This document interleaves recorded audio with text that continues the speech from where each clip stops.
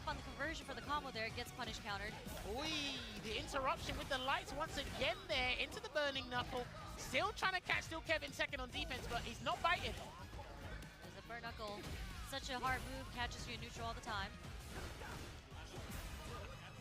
No shimmy. I swear to God, they're both dead. So disciplined on defense. The dueling jump! Oh wait! Recover in time, okay? That is plus on block. Catch him. Can he get another grab? He's gonna have to call the tornado. I think he's gonna have to call the tornado. I think there it is. Okay, trying to keep him burnout maybe? No. He's gonna take the damage. And he didn't spend the dry gauge because he didn't want to burn himself out for a safe jump. Delayed throw. Nice. Oh! Throw loops, baby. Throw loops for days. Alright, potential match point here for Dual Kevin. Darby M needs to try and turn this around. The Dual Kevin special. Third round start with the dry rush overhead. Does connect this time. Goes for a combo instead of setting up a safe jump here, but Darby M taking us back to the mid-screen. Oh, he tried to run away because that was +5 on block. You have to respect the second stand heavy punch. Walks into the power wave. Okay, nice check with the stand jab there. Another Yasar coming out. Can he grab him? No, he tried the perfect parry. That's going to be too much damage. And he's got a bar. He's going to set up the safe jump. Let's see if he gets it. No, he didn't get it again. And that's going to hurt. He's got to spend the level 3. He has to do Rising Fang. And this is going to be a crazy scenario because Dual Kevin's on wake up drive impact. He has a spinning mix-up. He can respect the scenario. What is the guess? Oh, trying to perfect parry. The throw is going to take it. Oh, that parry was crazy. Do you know how clutch you had to been to do that? Because Burning Knuckle in Terry's previous fighting games, Burning Knuckle, when you sped up like that, frame advantage is there, but perfect parry kills that. So the fact that Darby M banked on that, when Dual Kevin tried to get the perfect parry, that could have lost you the game. Yeah. That was so audacious. These are the decisions that you have to commit to in fighting games. And it worked out in Darby M's favor. Bro, if he gets perfect parry there, he wins. But perfect parry is like, you get like 2 frames. Oh no! Oh what? No punish. Okay. Why you do medium punch, bro? He wanted to be optimal. It's crazy. The heavy button with the roundhouse. He would have got more damage on the Sam medium punch combo route though. Power Wave is putting in work right now. Really good fireball game coming from Darby M. What a perfect parry. Right in the corner there is Dual Kevin, and yeah, he tried to catch him doing the throw tech again, but the whip punish with the standing heavy punch working out. Reversal from Darby M. Oh, that's the first time he's used round wave today. Not outside of a combo, of course. Fully charge. Okay, drive reversal. Burns himself out to keep Dual Kevin in the corner, but the drive impact hits on the burning knuckle, and he has level 2. He's got to be careful. He might tempt fate. Level 2's coming. Level 2's coming. What's the choice going to be? He's got a level 2 himself. Oh, wait, what? That's actually smart. Wait a second. Shit. Watch out, watch out. Cheap, yeah. Dude, Dual Kevin's usage of EX Whirlwind Shot when you're in a bind or he needs to pull out something to make miracles happen, they work out for him, man. It's one of his best traits about a Rashid player. Blocking low, up back to get away from the throw pressure.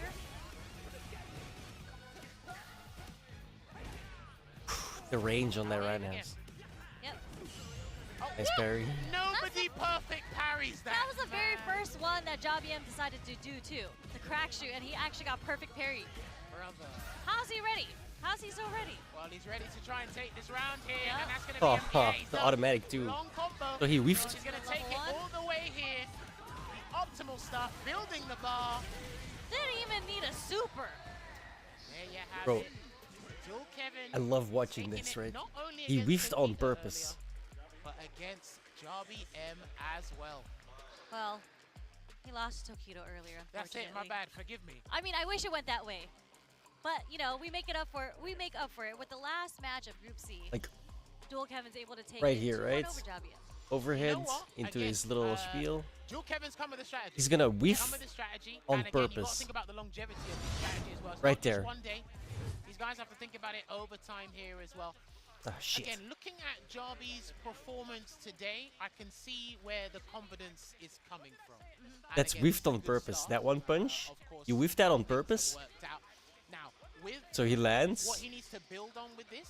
immediately When strikes. he's in situations where he is You whiff it low on purpose drive because the gains, next one is maybe automatically consider a couple timed of options. at the I know exact there's moment one he or wakes two up. unfortunate So situations if for he him presses a button, he because gets he's hit. done, And he I think pressed the Kevin button. jumped out of the corner and he did a light uppercut and He it did. whiffed.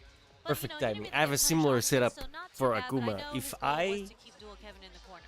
And again, we highlighted at if I the get a start of this, I was knockdown kinda, with like, a dragon focusing on punch like the how often these Shoryuken, guys will try and shimmy if I get each a other, knockdown with but that, then they will the both moment I land, I can drive rush Five forward percent of the and time, do an one or two overhit occasions maybe a immediately, whip grab and here that will there, but that was automatically warranted 'cause beat they were low on anything health, you right? press. But outside of that, they're really good. I think where JRBM lacks the experience, specifically against Dual Kevin, is against EX Whirlwind Shot from the full screen. But look at that, we're watching one of the longest combos you'll see in Street Fighter 6 there. Like you said, didn't even need it for a super there, but boy, that was actually a great set to see there.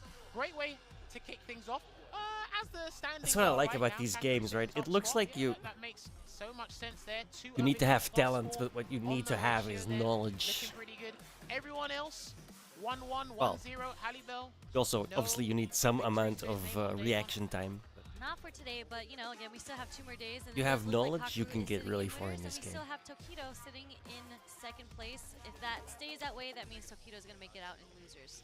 Well, this is what a lot of people Just knowing did the type of kinda knockdown you predict do, thus far, but hey, because for we've still example, got a 2 more Shoryuken days knockdown of is different from an group EX stage Shoryuken knockdown, and you need to use different follow-ups to get the automatic meaties. 2-0 winning over Zangief Bolado and of course the Gigi Halibel from Germany. さあ今日は2-0、2-0とストレートで勝利し That's why I ま love した。 these 今の games. お気持ちを聞かせてください。やっぱりそのどんだけ事前に準備しててもやっぱり実際やってみないと分かんないっていうのがあるんで、しかもザンギでハリベルにちょっと何使うか分かんなかったんで、ガイルの可能性もあったんでちょっと怖かったんですけど、無事勝ててよかったですね。So he asked Kakeru how he feels about the win of 2-0, a dominant run, and Kakeru said that no matter how much he trains, no matter how much preparation he comes through with, it's hard to predict what the opponent's going to bring to the table. He had no idea what Bolado was going to come through with. In the same vein, he didn't know what Halibel was going to bring to the table as well. But he's I kind of love how fast Street Fighter 6 is, dude. It's そして actually 明日 really 以降も fast. 続 You き can 試合 get が slow, 続いていきま right? す You can slow 他 it の選手の down. 試合を見て But it could be ご over in 自身 like 警 10 戒しているプレイヤーいればぜひ教えてください。警戒しているプレイヤーがいれば警戒してるはい。やっぱり時戸さんがすご I い actually 警 really 戒 love し this て game. いて Makes me so mad, but I love そう it. ですね、ちょっと勝てるかどうかってところですけど、全勝を目指して頑張りたいと思います。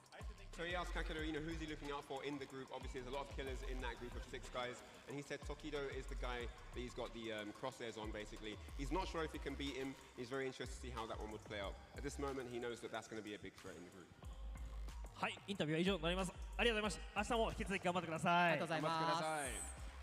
All right, there you have it from Kakeru, the man himself. He's got his eye set on Tokido. Not sure what's going to happen. And again, with that mentality, these guys are gunning for top spot to go on the winner's side. So we'll actually be looking forward to that in the days to come. But ladies and gentlemen, that is going to conclude the Group C matches for today. Only day 1.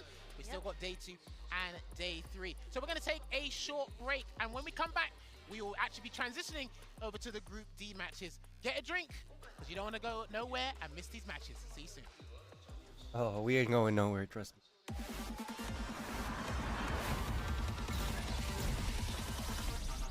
Slept like shit, and I got a headache because of it, which I normally do not get, so it sucks, but here we are! Let's go!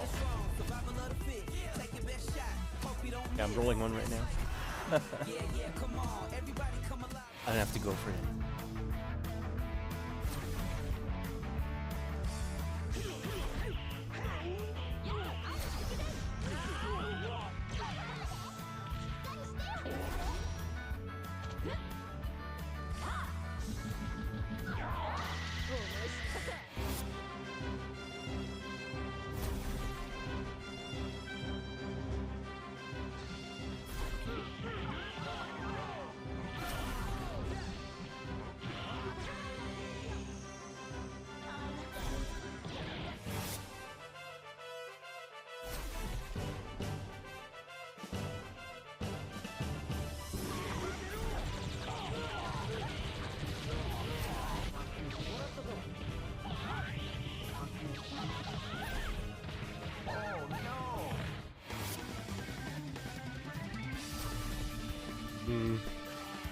I have my own floor.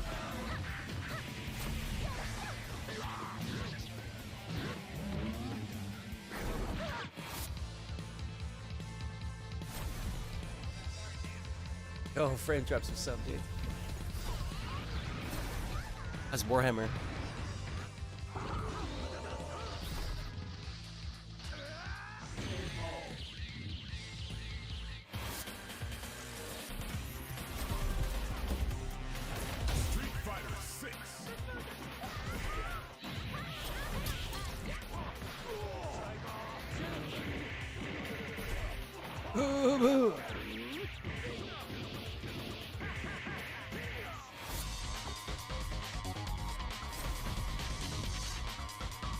You watching Capcom Cup? If not, you're now. Well, it's like I forget that the mirrors.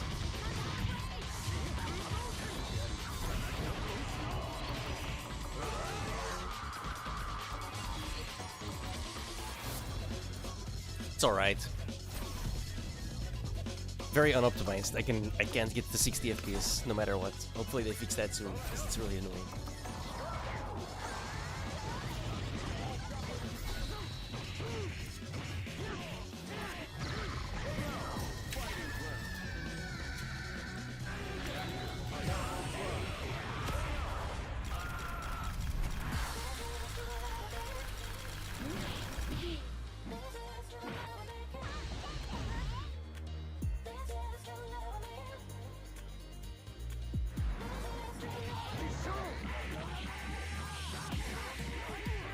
Absolutely love this game, dude. So good. Watching it always gets me hyped. When I start, then I play, I get my ass handed to me. It sucks.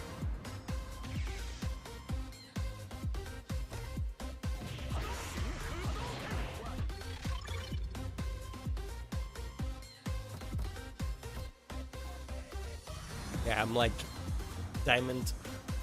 Probably could get the master if I put some effort into it. But for example, tomorrow the Suikoden remaster comes out. So yeah, I'll be playing Suikoden and Suikoden 2 back to back, obviously.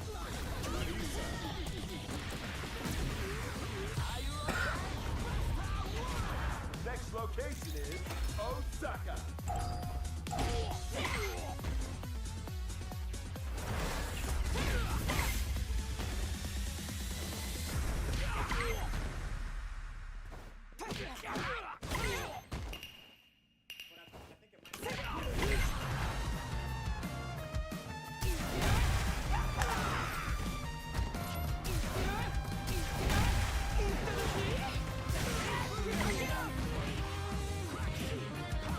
Indeed. Oh, we got way more to come.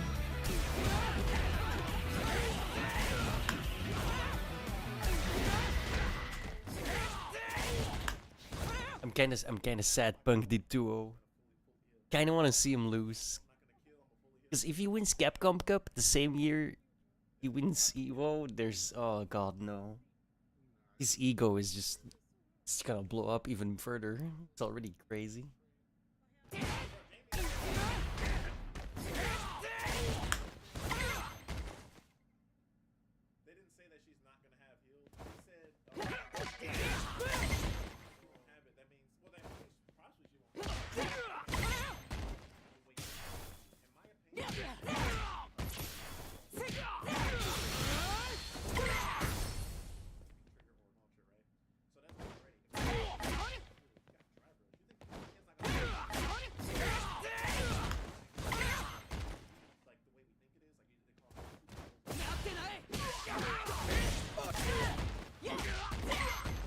Probably right. I mean, he's on Fudo.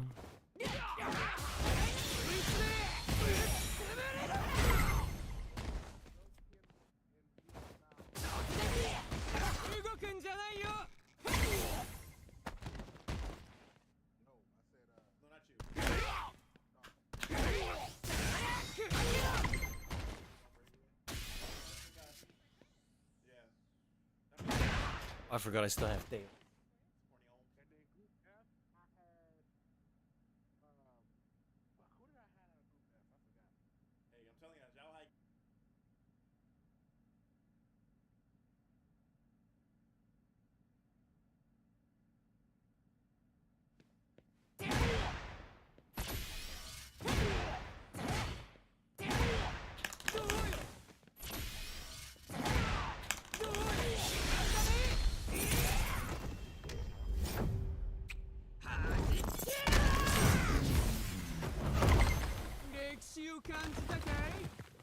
どうしようかな。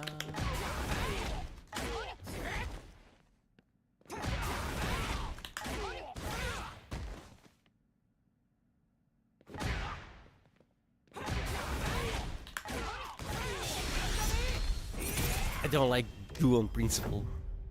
Fucking Guile. That's literally the only reason. Plays Guile, so I hate him.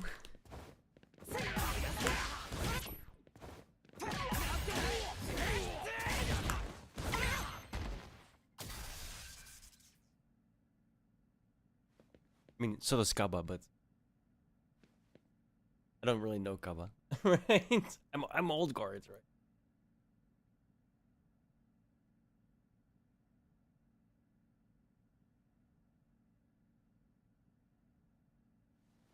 Bro, why did they stop the music? Specifically to turn my music off so it wouldn't interfere?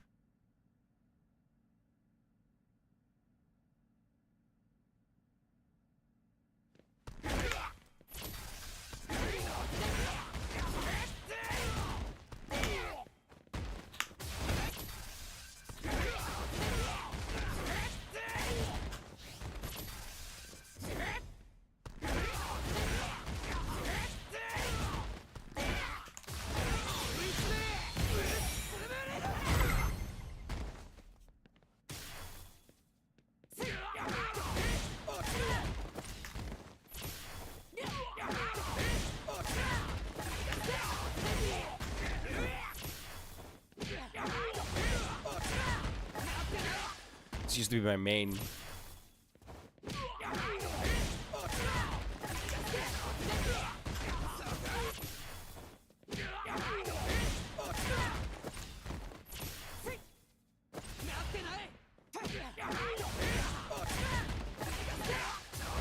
God, bro.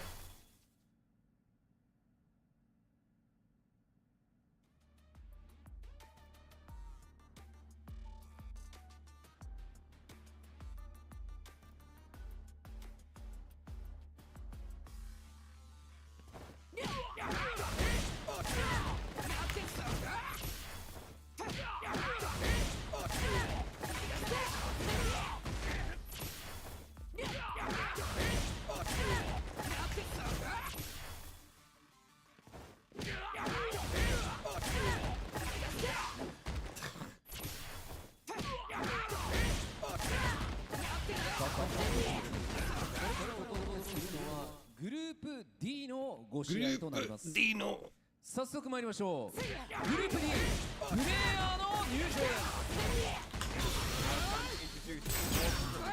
It's time for Group D, and we're gonna have the 6 players come out and we're gonna have introductions right now. Oh hell no, bro. Do I look like Idom? What the fuck? グループ D まずは英国のカピバラ卿ブロスキー。 And first up for Group D, it's the great Capybara, all the way from the United Kingdom. It's Broski!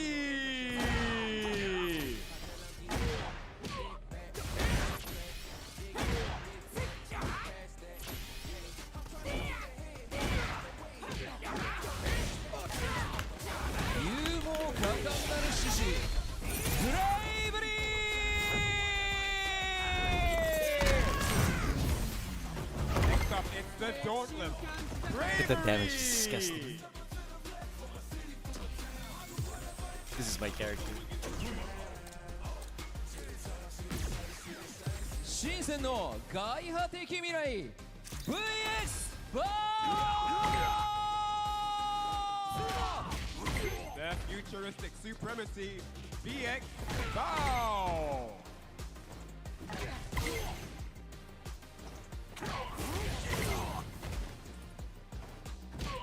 ベストキットフロムシリフラース Next up, from Chile, the youngest competitor in the tournament at 15 years of age, the young karate master, it's Blaz!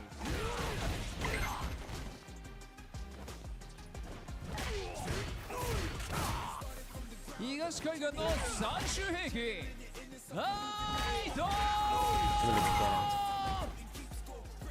Next up, it's the 2019 Capcom Cup champion. Speaking of Manuel. The lethal weapon, Idol!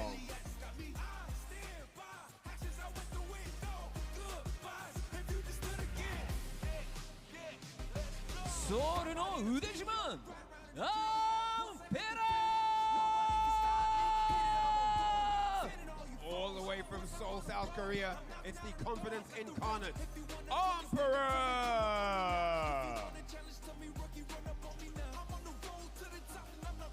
さあこのグループもかなり強豪が揃ってますが、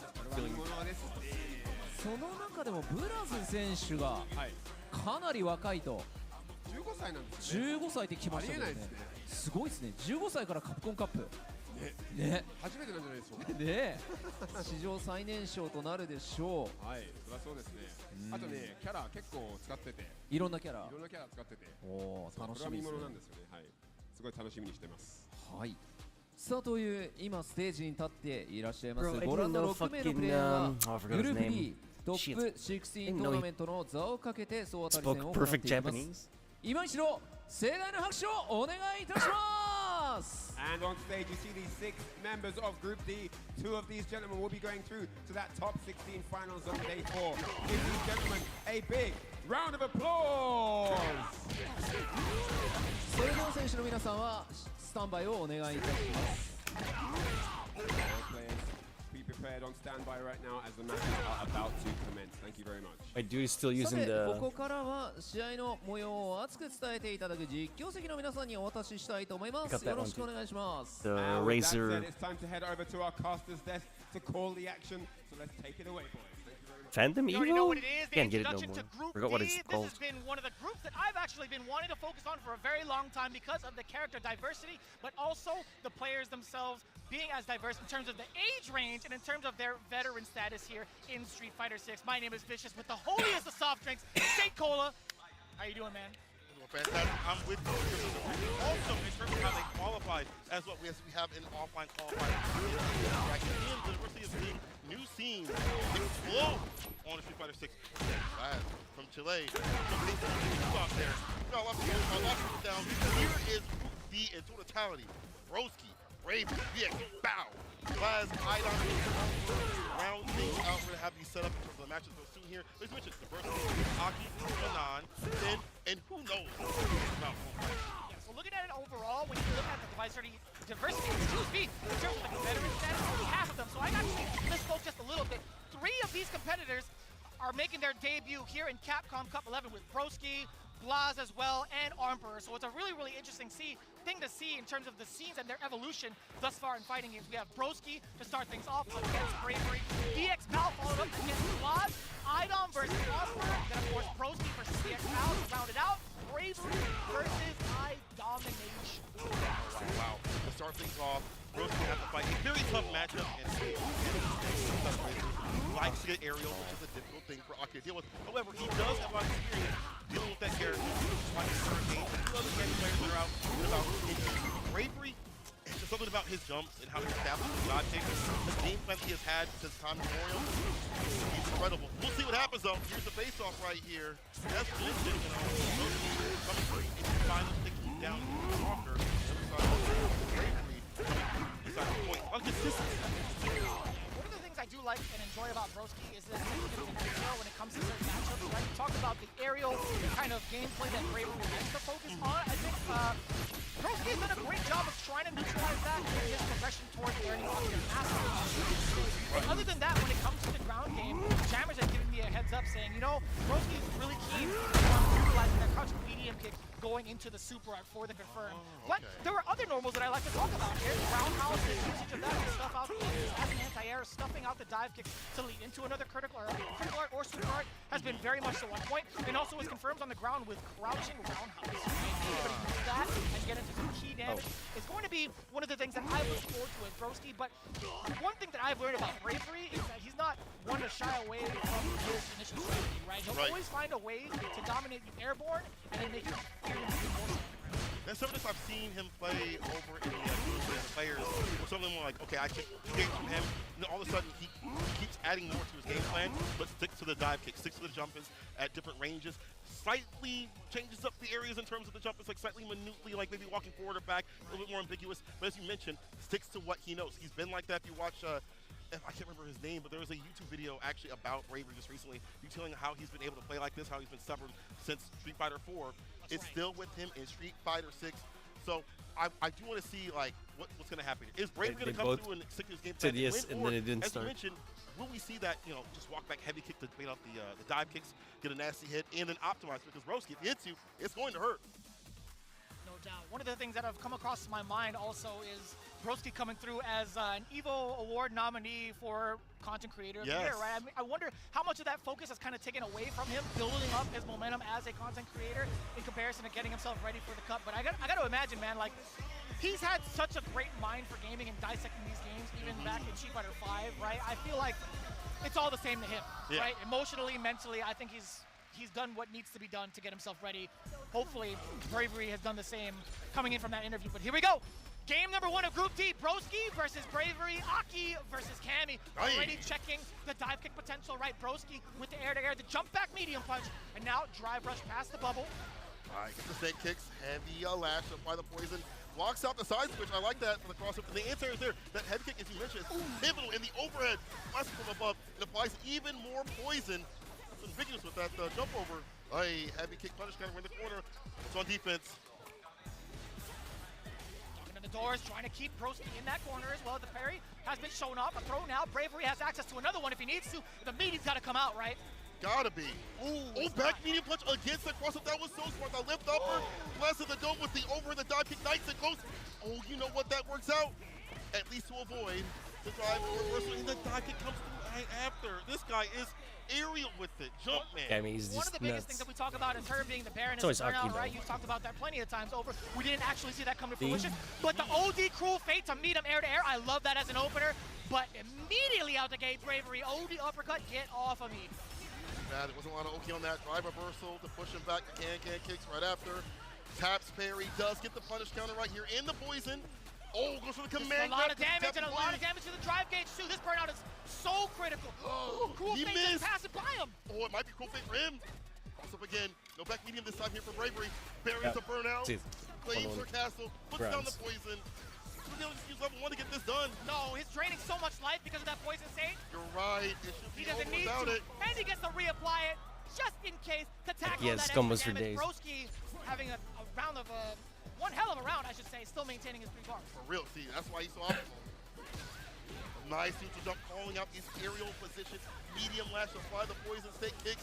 It's actually really fun to play too. I like that with the heavy lash. That safe jump set up right after. Now backing away, knowing full well it's not his turn. He can't throw out the bubble. Oh my god. Bravery thought the fireball was going to come out from the side of Broski. Nice Perfect PP. parry. Now Bravery, he's starting to sharpen up on defense. Just a little bit. Throw right after this. Jump heavy kick. Now we switch it up in terms of like the buttons and again, the spacing slightly, but switching it up. Reversal on wake up works out in the overhead. You are dead. No bar at the bottom necessary. Broski.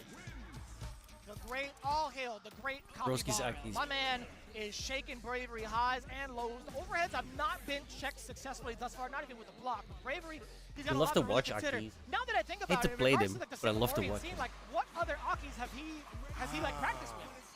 I don't know. And even if you practice with an Aki, one at this level, at this height, there's only a handful that can stand at this range, I feel. Broski, and then you really get what? Hikaru? That's it. You do have access to Japan. That's true. Over in Singapore, so Bravery might have had possibly some type of practice with Hikaru, but at this point in time, Broski's a whole different beast. Yes, sir. Left stage, not crumbling at all. The throw is there, and the poison's still there too as well. Nice, gets to walk back with the crouch fierce, but the interruption is there. Target come confirm it to the bubble. It's a harassing of the roundhouse. To stand medium. Medium lash. Let's go for after this. So tricky going in for the tick throw. Not quite there yet. I would have had the tick as well. Man, you were so down at the moment, but this, I thought that was going to be the start of his pressure. Broski immediately calling out the bluff with the wake-up jabs. Mr. Time is here for Broski. Offensive and fantastic. Yeah, more OD dive kick at this range where you think light lash is going to come through. Works out. Heavy lash as the anti-air, but the low though. That crouching medium kick opening and exposing those toes. In there with the crouch fierce, hella meaty with it. Taking full advantage of that slight mishap. Broski definitely tried to drive rush forward, but leading to this moment, Bravery is not going to let it It's good slip. rush down. Getting on the board Jeez, with that round. it's I love falling the assault from thus far from 5, Bravery. right? Bravery keeping it very It's like- ambiguous. Broski has not found the right defensive ends, at least. They while both being play like a pressured in the different corner. game, The kinda. jump does get perfect parried on the way down. A lot to carry going forward. Forward throw. Do it again. Reward. I see it would have worked out. Listen to you. Cross gut DP can't leave for free. Pay with your life. And now again, switching up the jump. They all big jump is a type of jump. It's tiny. The dive kicks now coming back. Stay immediately to fireball. You get the follow-up right after. I like this conversion. Level 3. Not supposed to run half he's out. in the orange, so as less he can do in terms of drive gauge usage. Broski But he's got no trying to equalize doors. as much as possible. Yeah, it sets you up nicely too for that pressure, even from full screen. You kept- could have thrown the bubble if you wanted to. It's Just another look at half the stagger, bar. yes sir. Send out the bubble. No, he's gonna go drive rush It's into it. over. Oh, no! my!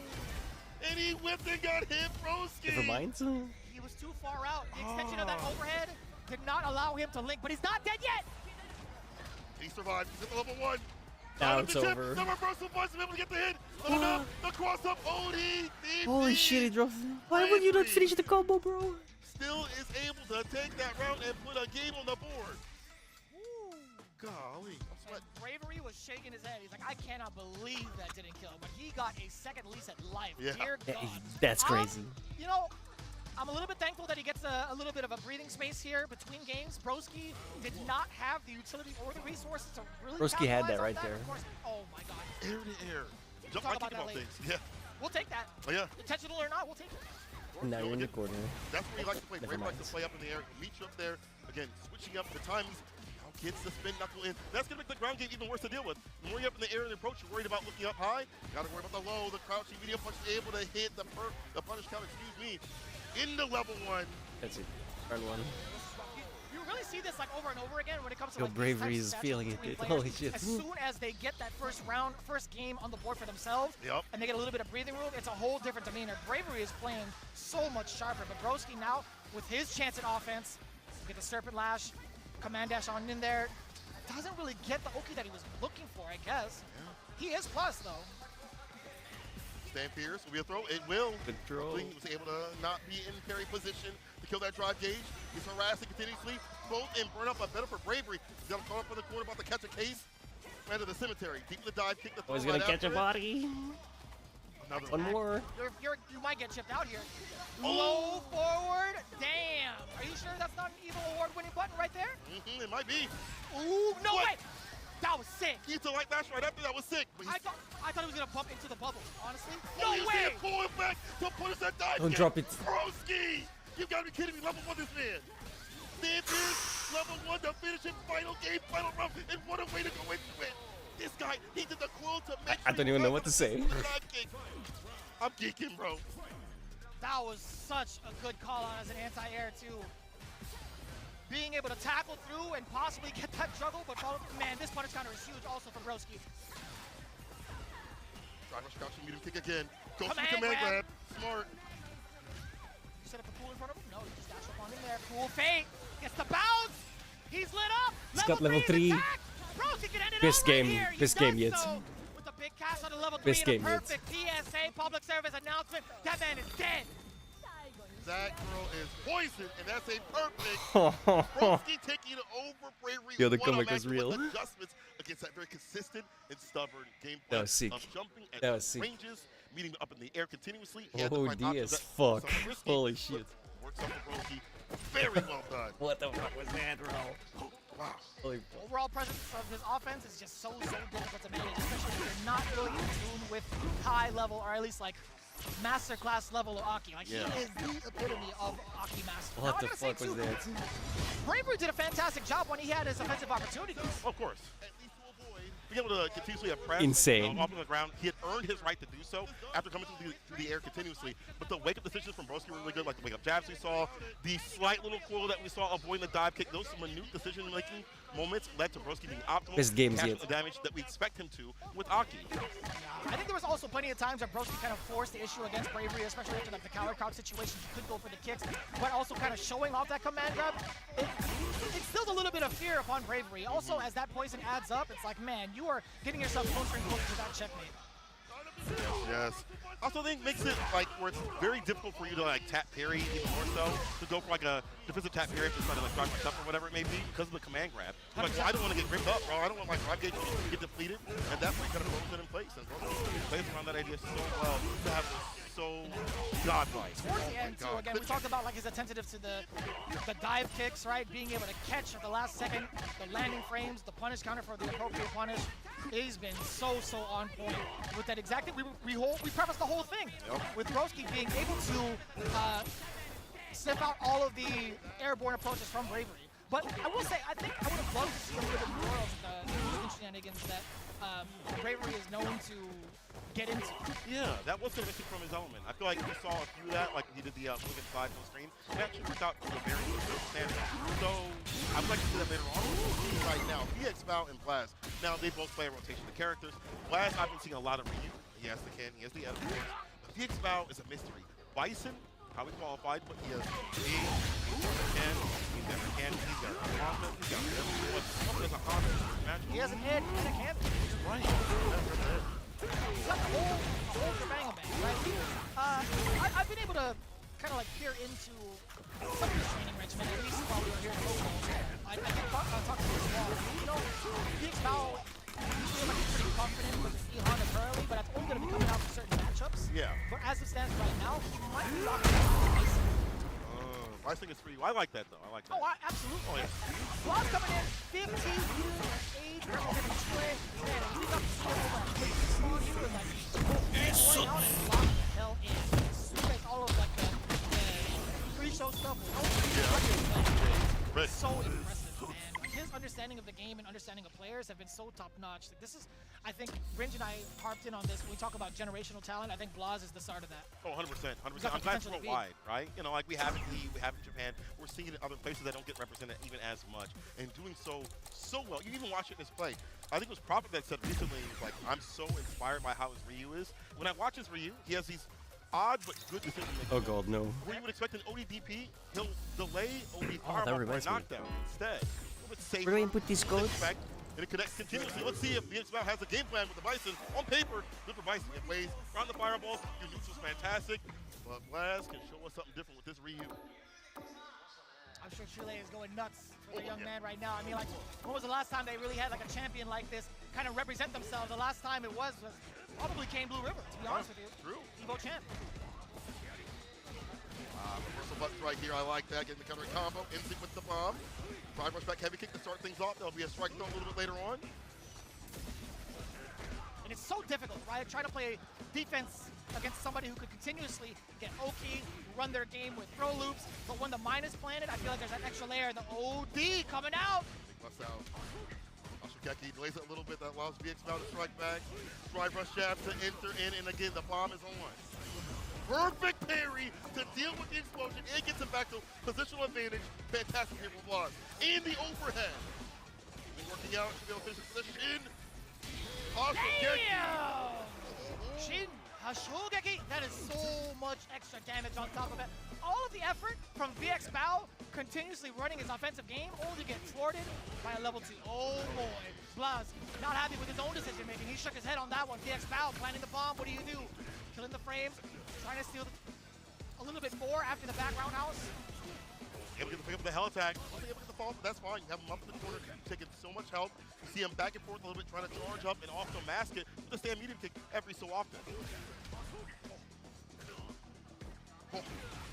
Just the kick works out. Being able to cover that space. I like that a lot. Backing away, VXBow. He's trying to create space for that fierce.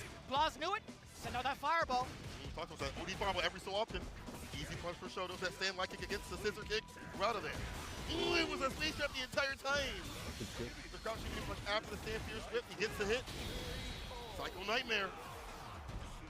I was going to say, man, Blaz was just a little bit off the mark. Had it been a sweep, I'm pretty sure that would have been a punish counter within the range, but still just fine. Blaz trying to take his turns in again. Yes, sir. Hey, 2 for 3. We'll take those stats. 100%. Right now, Blaz perfect parry through the sequence. Initial advantage. He open the bomb instead. I mind that and all wake up. Gets hit. Blaz gets some distance. Bomb is off too. Running the mark with the counter pokes too. I love that.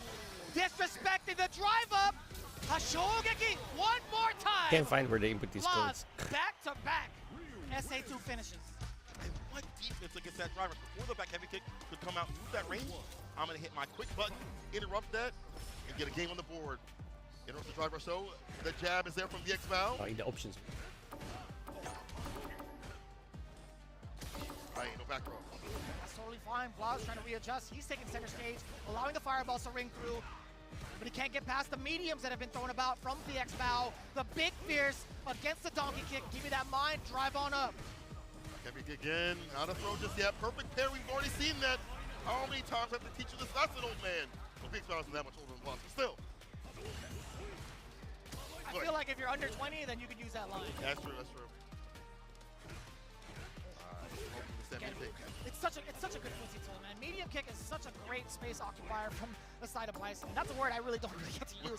It just takes up so much damn space, man. It was a fireballs preemptively. I like it. Ooh. Well, that was countering, yeah, with the juggle. As it's countering. Absolutely correct. Drive rush. Perfect parry on the crouch medium punch. Lands a bomb. All roads lead to bombs. Drive reversal, but VX Val is fine with that. But why did he go for it again? The neutral jump, holding door to take this Cats out. Blaz is on a set point against a former Capcom Cup player who's out here to try to make a win again. Damn! Let's do it again! Bang! Yeah, you get the charge up. The tension in stock. This is gonna hurt so much more. I like that. Double. Those are on the throw though. When the OD hits, he's able to get the bomb right after it. Back heavy kick, and he's probably going to be something different. We've seen back heavy kick so often. Blaz, they get the right option on defense right there. The bomb is on again, the throw. He's trying to bait out buttons. Blaz being very patient. The overhead does get blocked, but he went for the throw anyway. VX Val walking back to safety. Deep breath nightmare yet again.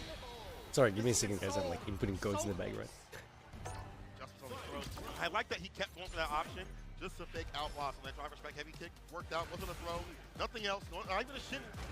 Don't switch it up if it's still working. And now the fake out the driver's light, breaks it, gets a fat jump into the Fierce. Yikes. I didn't think that was going to be in time for a punish counter, to be quite honest with you. That elbow be dropping far. Out of there, so we thought, still within the range of the grab. VX Val, get out of here. You know what? I think that's fine for Val. Yeah. The closer Blaz is to burnout, the better. Tasha kicks up that bar back, Sam Fierce. Hashogeki. Cross cut DP, I like that Shoryuken. Gets up there right after, it's VX Val and burnout. He's on the back foot, lost all the bars, has the super. That's that A lot means. of damage, raw, unscaled, unfiltered, word. One more touch, what's up the overhead? Oh, this is rough. Puts himself in a burnout. Oh, flipping the night. What do you mean? Goes for the super, he blocks it out, and VX Val's gonna take it. That scramble scenario. I would use super there, dude. I almost ripped Cola's arm. Bro, I felt the spirit of Steve, and you for a second, I got so scared. I'm so sorry. Had me shaking, please. The spirit of Tasty Steve has dwelt upon me. It's Brother! 5 more days. 5 more days. Oh. All right. Game to game right now. Yo, the micro step backwards against the throw. Blaz, you are insane. Young kid, old school, the way he playing this for years. Air to air, I like that. Jump medium, knock right back down to the ground. The only second pressure will work out against the fireball. But Blaz has such a big lead. Even in burnout, still his game to win. Oh, he's in a lot of trouble right now. Up again. Very delayed tech. That jump is everything. Blaz has been calling those out so well. Those Psycho Crushers have not landed the way that VX Val had wanted to this entire set. At that point, I think play around that idea. Like walk up throw, walk up jab, whatever it may be. Force them to interact that way instead of going for the most obvious option. Wakes up with the buttons, gets the counter in. Tatsu, empty nothing, into the drive rush. He caught the tap parry. Hunting him. Oh, minus you can't do 600. that. Oh, this is huge. You gotta go. You gotta go into it. Bang. This Skills, is a lot right? of damage incoming. I'm not even sure. There's so much scaling. He's gotta be living. By a hair. You need fireball? No, dash with that light kick into donkey kick. I like that sequence. Puts him in a burnout, VX Val. Goes for the super. This time Blaz blocks, and VX Val drops. 2-1. That's actually kind of wild. It's wild that it went in that fashion, right? I feel like Blaz, he tried to steal his turn in the previous game with the level 3. VX Bao trying to do the exact same thing towards the end in a desperation call. But the patience of this young man and the assessment in regards to the overall presence of VX Bao. He's been walking out with the micro steps against the throw pressure, against some of the normals that VX Bao's trying to stagger with. He has been so impressive to watch throughout the entire set. At such a young age, too, as well, the way he plays, again, it feels like his whole soul. Like, I don't know if he played Street Fighter 2 in like a past life, I'm not sure if I am sure of. Is things like this, overheads on the wild side of the scene, but also, as you mentioned, the micro set blocks, the adjustments in terms of neutral, the air-to-airs, the anti-airs, things that a classic Shoto player would do. All makes that wild side.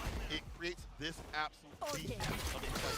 It does, and like, majority of the matches between the two had pretty much gone through right? He didn't have to rely on any sort of loop, right? He just basically reads the proper assessment towards VX Bao's strategy. In a while. But again, those cycle crushes are really wild coming from VX Bao.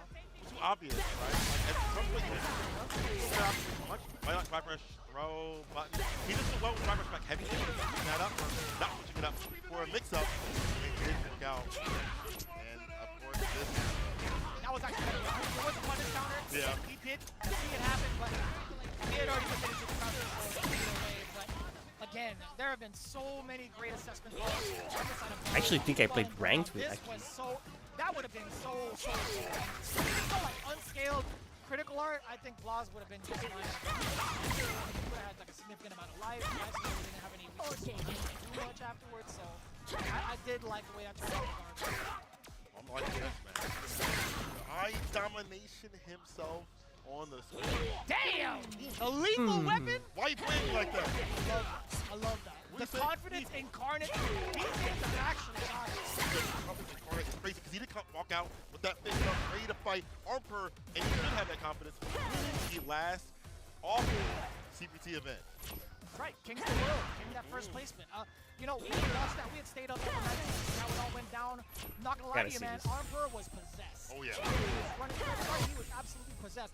On the flip side, Idom, man, he was stressed out of his mind. Boy, let me tell you.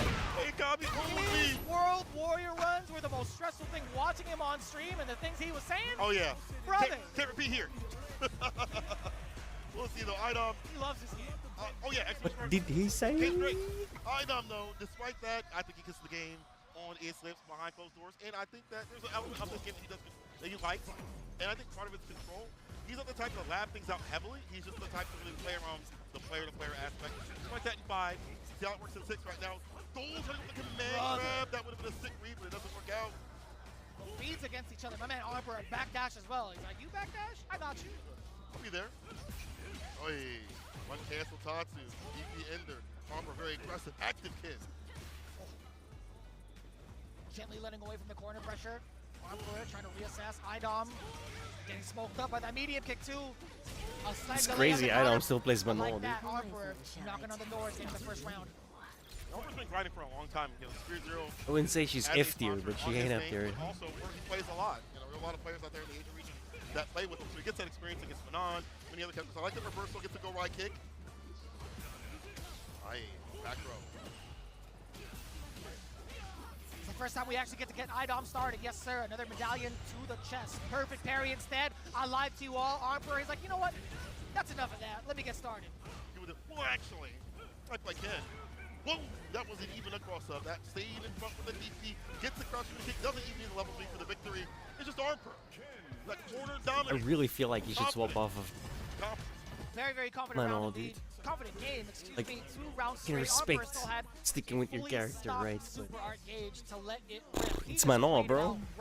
Idom has not been able to catch up with the way Armper has been throwing down his gameplay thus far. A lot of the times he's been locked down in the corner. He hasn't found the right decisions. But again, Manuel, I feel like without the super art defensively, she's not a little good. lackluster in my opinion. Also, if you're not landing command grabs to buff that bar up faster, as it is a buff for the character. And she's hard to play on top of that. So it's like it's compounding. She's not bad, He didn't have an opportunity, but she ain't to be good. honest with you, man. The throws have just been so imperative too to Armper's strategy. I mean, like, not even just throws, but to set up afterwards, it's so hard to tell what to do. Again, counter hit, like standing heavy punch. You right? see the have health so many bars? options. There's a 2, right? She levels up her throws. Now it's gonna be a 3. Then her throw is gonna be bitter and do more damage. And it goes up to 5. And then her throws are nuts. Like, so much damage. But you gotta get there. Ooh.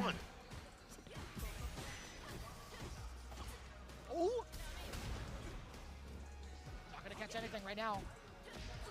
Emperor willing to trade, and I like that. Oh, my 4 now. He thought to himself, if I get you within this threshold, He's if I in get you danger within this zone space, now, let's the other go guy, lead. right? Like, I'm gonna any command throw grab. will do crazy damage. 4 medallions to the chest. And the next throw will go to level 5 as well. Max level. See if he wants more. Just get the counter hit. Like the Jinrai. That's why he's keeping his space. Buffers the crouching medium punch. Caught him duck to get that extended damage. The Jinrai enter. Get your aggression in. This is arm for all damn day. And then foot. Ooh, that's gonna hurt. Whip the throw. Punch counter. Side rush crouching. You're gonna kick as the entry point here for Idom. 5 medals. I like that. Olympian gold medalist status. And you're done. Swings and a miss. As soon, you know, classic commentator's curse. My man was getting ready, but you know, Our bad. 5 medals to his name. There could be some really impactful command grabs if Emperor's not careful. Miles will be 5 bars at the bottom. With that stock took that extra damage. Look. Command grab lands. Boom. Look at the damage, bro. That's a quarter of your, or excuse me, a third of your round. Skip versus this to get the big lead right here. One more command grab is gonna kill. That changes the landscape of this matchup. Emperor gonna be super careful now. Any command grab, any grip will hit. It'll kill. He's backing away from danger. He's totally fine with that. Counter hit. Okay. What do you do? Oh, I like that too. Being able to punish counter with the mediums just within the space. Out of there! But you have to get to the with 5 grace, too. middles, The right? jumping And sometimes light that kick. is I'm loving really this from fucking Idom. hard. Fighting At least she right keeps her back medals into during Emperor's the round face. change. Like Jamie. I we got that big lead. But he's fucking ridiculous at 5, at max drinks as well. It's good that he gets that Very reset. good stuff. Game to game right now. We have some. Yeah, there's a guy called Jamie, by the way. I like that. I just There's realized. been like a lot of 2-0s from the entirety of today, I'll tell you what. Yeah, it has been. Keeping a block down, forward throw yet again. What's the normal decision? It was a throw. Idom completely ready for it. What a jump out. Command Don't grab think as anyone well. plays him Up, checking the in low. this tournament. Can't leave. It's the double OD. OD? Command grab. Oh, I thought He's he wasn't drunken. gonna do it. It was just a matter Drunken of time. boxing. He set him up so nicely. Emperor didn't opt to go Or for he's the got 4 forward medals jump. already. Went He for might the actually neutral. take this. Idom's like hook, line, and sinker, boy. It's order to come out with this character. The classic kick hits from such a long range. Emperor says, it's my turn to party. It has Satsu. Now you're up in the corner. Oh, That was that easy. fear. Damn. Off the bone. No big an option. Aye, driver's That's command gonna grab hurt. lands. That's 5 medals. Where's my hug at? Just one. Nice and easy, nice and steady with the anti-air, forward throw, drive rush on in there. What are you gonna do? Trying to tempt Idom into pressing buttons as well. The throw does it, secures around, all Final tied up. rounds. 3 bars apiece on both ends as well, but Idom looking a little bit stacked up there on the top left. Being able to 5 medals enhance is all of his really command grabs, nice. so max damage. You cannot There's get the grabbed. fireballs. Disallowing that approach right after the Ross actually worked out. Gets a big jump. Theater strikes there. Ends it with the aerial approach. Emperor not stopping despite the fact that Idom has shown good answers with the crouch spears, the classic kicks, all the options he has. Emperor don't care. We got bar at the bottom. 1 hit, level 3 with his victory. What's the entry point? Oh, Emperor is a little reluctant to even try to go for the throw loose, right? He backed away immediately to check, but now it's Idom's turn. Yay. No, sir! Over. More than enough damage! Reducing the scaling, just immediate level 3 after the fears. Emperor taken down. Crazy thing is, I started with Mono as well, because she reminded me of Laura before I actually played her. Of the set. And Laura is my main in 5 Saw in that match for quite a while. And, again, utilizing a lot of that pressure up in the corner, but even getting there was like, I'm gonna poke you with fireballs and then go with something afterwards. Stand fierce, sweep, whatever it may be, to kind of corral you and harass the character where she can't really operate. She has an issue with fireballs. She can spin, but it's not like the best thing compared to other anti-fireball tools. I just feel like he would be Even so outside of much the fireballs, I think Emperor has done a great job. more of effective keeping on a different himself, character. a very I big do threat feel like Mono is like with bottom that tier. medium kick as well, Which is being able not, to check counter poke it's not to as say well. she's bad, Medium because kicks have done bottom a tier in lot Street Fighter of 6 is damage still, overall, they'll still whether kick it's your ass at standing my one, level. crouching one as well. Idom had been caught off guard multiple times where a bunch of counter hits against him throughout the But entirety at of the set. tippity top, that Granted, matters. there were some shining moments for Idom, but I think in regards to like a 2 out of 3 set, he hasn't really had time to really train Emperor to fear the command grab as much, or at least in a different way. Because Emperor had done a little bit more prior, like with his backdashes and kind of reassess, let go of the corner just to like not be overzealous with his pressure, even before the command grab. He had already had the intention in mind to reset the momentum against Ida because he thought to himself, you know, with Ken, I think I can outshine my own. I think that also was obviously the win at the end, like having that confidence of like, maybe I'll get command grab, I'm gonna press the issue continuously. Don't give IDOM too much room to breathe and think, and then it's just how I want. I'm that player and corralling and puppeteering how you want to play. Okay. Also, like, I can't play that way. I can't play that way and have that confidence. I have my own confidence. Okay. So Sam Music also at the perfect range on that punch counter, as you mentioned, great button. How much punch counter hit? Immaculate. Him follow up under IDOM. You know, I couldn't ask for anything else. I essentially went down to a point where the guy like fully stacked on both ends with their super arts. You had a level 5 metal IDOM. Like, that could have gone either way, to be quite honest with you. But moving on, Roasty versus Bow. This is going to be pretty huge, I feel like, going into it. This is the second match of the day. VXBow as well. VXBow currently at the deficit. He just lost to Blaz with that Bison. Is that going to be the same call-out against Hockey? Now, personally, I don't really know if I enjoy this matchup as Hockey playing against the Bison on a personal basis, but I feel like Broski is way more comfortable in this than I feel like all three of them. Well, yeah, you know what? No matter what character comes up, you're actually right. So I feel like Broski can play. Actually, really like Arbage. Play fucking cool. Of the Xbox characters, It's hard to play. And Broski's had a chance to be able to like experience that when people come over. Like obviously, if like Angry Bird and Big Bird are around too as well, you get games from them. So Broski can play whatever VXBow comes his way. So, as you mentioned though, on reverse, I think Bison does fantastic in this matchup. Cancel out fireballs, the pressure, aerial approach still difficult to deal with, but catches him on the other side. Broski starts off very strong right now. Boy, what a backdash. I love that call out too. VXBow immediately on the hunt. After that mine's been planted, let's see what the defense is like. Broski backing away, letting the serpent lash rock. No big fear. Okay. Just mistiming the throw over the side of VXBow. We did get a punish counter. Oh, that is huge. Off of that medium, you can do whatever you want. You could end it in a level 1, but you have more than enough damage to continue on. With the bubble, it has to be. Yes, sir. Look at the damage. Goddamn. Dirty bubble. Broski's on fire, dude. Being able to capitalize with that corner. Talking about the optimization that he has in every situation is why he is one of the best Akis, if not top 2, in the business. Tick throw, here we go. That's how we initiate with that. Crouching like kick off the drive rush at close range. This time a throw. VXBow switching it up a little bit. Nice. Oh my god. Oh, almost a sand tag. Further walk back would have worked out there. Oh. You know, we'll take that. You know, jumping out to evade what anything else that would have followed up from an actual successful background house. But it's not going to lead to much either way. VXBow one throw away. And Broski thought possibly the same thing. What was I going to do to contest against VXBow? Keeping that pressure up. Like that, the medium punch. Still able to hit, wasn't able to coast underneath the bench. Comes up strong here from Broski, gets a nice little fadeaway against Steve. Throw with the heavy kick, take his ass to the corner. Drive rush, heavy lash ender. National throw right after. In his face. You smell his breath. Huh? One more touch. Oh, there it is off the medium. Oh, but he dropped it. A little bit of a scramble. Oh, this is going to be so difficult, I feel like, for VXBow. Yep. Yeah. Even in that poison state, he was going to get that damage windowed on to a point where there's no return, really. But VXBow suffering from that. Dude, that's the same exact way that Broski ended up his game against Bravery. GSA again. Well, history repeats with a different character, a different person. The anti-air is there. I like that Broski is ready to challenge an aerial approach that is so difficult. Bison has so many ways to the air that are so difficult to deal with. Oh, and I love that too. The bubble follow-up is so deceptive because you would think you blocked projectile. It's going to be a turn, not going to be quite it. Line, oh boy. Not too bad. Yeah, different way it works. Floating, we got a conversion.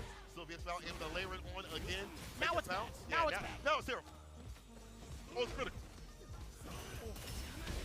We'll take that. Excellent defense thus far. Command grab, you heard the tap parry. Yep. Not a counter combo, unfortunately. Drive reversal again from Broski. Just get that distance. Work out with the fireballs. Perfect parry. Will VXBow hold it for an overspeed. She has such a good drive rush. Goes so far. The overhead. Broski with the big bets puts on the poison. Nice call out on the fucking Psycho. It is not VXBow's day. When it comes to OD Psycho Crusher, he has not found the success with it. Put that away. Very important. Yeah, that's still within range. I like that. And straight punish to layer on the poison and the corner carry. You like that even more so. Safe jump setup. Out of the corner, but for how long? Right back into it, or so I thought. The X-Bow, drive up on in there. The pressure. The drive gauge is so important for both ends. The burnout does occur for the X-Bow. Broski, how do you take advantage of this? This is your time to shine with this character. The lockdown. No way. He hit the brakes. He did. GG. And Broski went up to 3. It's an easy victory. Poke, brought in and punctual. Broski with a 2. Nice little 2-0. With a quickness against the VX foul. That plays like pop rock. He is looking so confident. I've been talking to a lot of the commentators throughout the last couple of days, even like weeks prior, man. When we talked about this yesterday, I'm like, yo, damn good chance of making it all the way. Funny enough, though, I was thinking about his now and his overall training regimen and being able to sort of kind of pick apart some of like different matches, YouTube matches. Of course, he goes by a different like name. It doesn't say DX now. It's like something in his language. I'm like, all right, well, I just started telling him, and I got to confirm for it. He has been, I feel like, in a weird spot with characters, right? Like, he's trying to find out some characters for certain matchups, etc. He's been practicing with his Honda in his practice lounge. I'm just very kind of concerned at this point because Vietnam is one of my favorites. I think he's been such a powerful force in his area, but also in the realm of Street Fighter 6 as being one of the top contenders here. So seeing him fall short in this regard, I think it tells me just one significant thing, that he does not have the Yeah, when you're rotating so many different characters, having to down with some of that playing and mainline that character for this long is a difficult thing. I think it's gonna hurt him in the long run. Hopefully, he can kind of sit down his character selection and kind of work on what he needs to work on. But Broski, though, in return of everything, so ready to call out the structure, the spacing is fantastic for him, his observation in every situation, with the poison especially, how he's ending in heavy lash, like heavy punch right after. The drive game, he is the only way to maximize his effort. Get that. A little bit too much obviousness in terms of the approach here. So being down to see that scales that back. Yeah.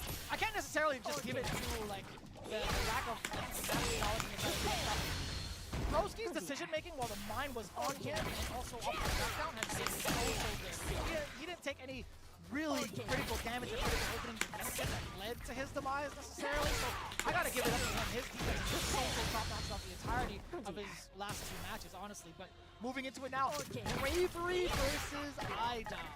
We're already in the last match. Already there, brother. I'm sorry. Even though we had 2-1s, 2-1s, and 2-1s and things like that, this is almost over. I just want to see more games, bro. We could be on here all day. Can I get the next block? Can I make that special request? Can I get the next block too? Is it, no, I'll that would be Yeah. unfair to everybody else. I don't want to do that. It's just been so fun. But either way, let's talk about it, right? Bravery versus IDOM. Now, let's talk about some of the obvious things. I feel like Manon, she does have an anti-air, surely. Yes. But I don't know if it's going to be consistent enough to catch something like the way that Bravery's been doing with his hooligans, the way that he's been throwing some of his dive kicks. It's very difficult to assess, in my opinion. Reward is just so much in Cammy's favor for Oki for damage. They can crouch fierce, crescent kick is an anti-air, but the damage that you get is not comparable to what Cammy's gonna get. Corner carry, putting you where you don't want to be. You don't have a reversal. In fact, that's where we're going, to the east side. Not your hood, IDOM, you better leave. Oh, wait, God. Could set up a throw here if you wanted to for more pressure, but no, I like this. Just attacking straight on. Raw normal. This is what I mean, man. He is in there, he is not leaving. Manon is just not it. This corner, and IDOM not able to find his way out. The rotation of defensive options, staggering, hasn't worked out. Didn't even want to go for level 1, and I understand why. Oh, and you saw that sharp angle, right? He even thought he was going to be able to anti-air, but IDOM already getting pieced up from the east all the way to the west now. Both sides, man. Couldn't be those continuously. Golly. You gonna do it again? No, not quite. That would have worked. See, there's the anti. But that's fine. Actually, that's totally fine with the side switch. I don't like the most of this though. Trying to command grab. He's falling from the ground. You're going down, brother. Delta red assault. Brave enough to go to the air continuously and apply the pressure up in the corner with that crouch kick, finding follow-ups and finding that neck. As soon as that command grab had rung out, IDOM immediately shook his head. Not what he wanted at all, but Bravery, he's going to take that one piece against them totally. Oh. uppercut mad early. He really wants to take this momentum away from IDOM, which is so smart. Perfect parry. You get the command grab, build up that metal system. Missed dive kick, the anti is there. Perfect parry on the wake up Bravery. Very active. That defense. Yes, the counter hit on the crouch spears. Final extension right here. Double lift into the super. It's not enough. One more touch. Such a big lead here for Bravery. Okay. He press the kick, back fierce, drive impact. Gets the sweat. Not gonna be able to kill. More interaction for this will. Oh, Nice. IDOM, are you kidding me? Fuck your DI. Here's 3 hits. Ending the pressure from the DI, getting rid of the armor with the confirm. I love that. Routing fantastically. Thought IDOM stays alive. He's awake. He's awake. To throw again. Anti-trade is not going to kick. At least you have the distance though. He's making the right decisions on the anti-airs from IDOM. He's getting it right, but he's not getting rewarded for it. Yup. Story of her life. Back throw happens though. Looking for that back sears. We're going to say range when he hits in the back fist as well. Set point here for Bravery. It's rough. It really is rough to watch, to be quite honest with you sometimes. Okay. Started something beautiful. 4 metal. Missed dive kick. Leads to a punish counter, leads to corner. Let's get the cross freeze. This one we're talking about. You're nice and close. Forcing out the OD, that's fine. Bravery losing a lot of drive. Bam! Yes, and the super to burn him out. That's totally fine for IDOM. He read him like a book. Yes, sir. Counter hit off the counter hit. With Bravery at pretty much at heaven's door. See, it's like, if he wins, it looks like he's playing out of his mind. Bars. Going into game 3. IDOM, right, the momentum right now, a little more active. Round start aggressive, he's dog rush crushing, getting kicks, but here's the dive kick. Resets with the throw. The knuckles right in, the anti-airs there with the crouch spears. You only get like 1 hit. And Bravery with the bust out. Feels bad. It really does feel bad. I don't know why. Take that. Man grab ender. There we go, dive rush command grab. Command grab, no, it's button instead. Trying to go for the crouch spears, gets a dive kick, it didn't work out, it was too deep. Oh, he missed, but still able to recover and stay fine. Calls the recovery, the button hits him with the super to seal it. Bravery. I'm glad he used OD to recover a little bit faster there, though, but still. Yikes. This could be still a pretty big turnaround for IDOM, right? 3 medals to his name, 2 bars as well. Oh, that was a counter hit. That wasn't an anti-air. Or at least I think, I think Bravery landed first, but either way, you get the back thrown out. Hooligan with the scissors, too. What Anthony, I'll score that. And that variance. Size with the super. Oh, yeah, you can't whip that in front of him. Big hurt caught. I love that. I love the Bravery being shown on display, but it's not going to be enough. IDOM staying alive. Final game, final round between the two. Bravery, how are you going to try to close it out against IDOM? He is looking pretty confident in the neutral. That's fine with him. Yes, sir. Command grab, bang. Drive rush, gotta go for the button. The only thing is And there. 3 bars. Again, but IDOM still has the room he needs to work with. Anti nice and close. Takes it on the back line. He's done that consistently. Dive, he's able to hit the front counter. I mean, changing it up, right? Next touch does it. Heavy kick, drive rush with the crouch spears. The throw, he's in. He has him up in the corner, but IDOM has more to work with. The trade, he gets the OD. CA, yeah. Level 3. I don't think that kills. CA. Maybe. No. I love that. This is so. One more touch. Burn out. It's over. Look at the back fist. Reset throw. Bravery's still able to take it. I can't believe it. I cannot believe he was still able to get the throw right after the back fist. We'll take that regardless. Bravery. That was too close. That was way too close. I saw the counter hit off of the jab. I thought that was going to be a conversion, but that was mad smart. Bravery immediately walked up for the throw to secure it. I love that. That was so dangerous. My man is truly living dangerously. He is living by his name. My man truly is the bravest one here. That was crazy. And he looked like he just got done with his taxes, bro. He don't even, not even a sweat on his brow, but that is the way Bravery plays. Does he get a tax return on that one? Yeah, actually. He be making money with some of these buttons, I'll tell you what. Actually, he could be. He is taking down IDOM 2-1, and he is further up in his group. The fact that he was able to adjust so well, you saw that delayed dive kick, see a little bit early on, I'm sure, later on, sorry, in the replay. The way way he was playing in terms of the variance, despite good moments like this where I don't have to eat through the armor, having some good matchup knowledge as well was really great. But the fact that he had the variance with the hooligans, the dive kicks at perfect ranges, and even though some of them were kind of missing here and there, he's like, I'm going to stick to my game plan. My reward is too good. I can't stop. Yeah, that's facts. That's I can't put down the dive kick. I couldn't disagree more, man. I think, we talked about that. We prefaced it, Bravery, he can get thwarted in the anti-air department, or at least, the airborne department, but he will still continuously find ways to mix you up, hit or miss on the dive kicks. He has been so adamant about his game plan. It's worked out, too. Granted, it's still going to be a toss-up towards the very end of it, but, I really do agree. Manon is just... to put Idom in that position, right? The counter hit right here. Man, that was so pivotal. I don't know, man. I don't know if... I don't like her. I don't know if there would have been enough of a gap for him to actually get a trade.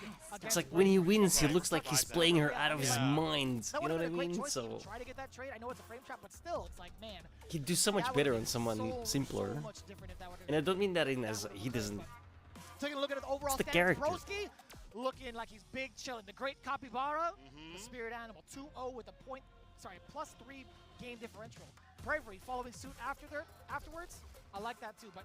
Overall, Blaz, he got 1 and done. Emperor, 1 and done in a good way, obviously. Bravery, 1 and 1. Idom 0-2 along with VX Bao. Could you have called that? No, I definitely couldn't have. Not even close.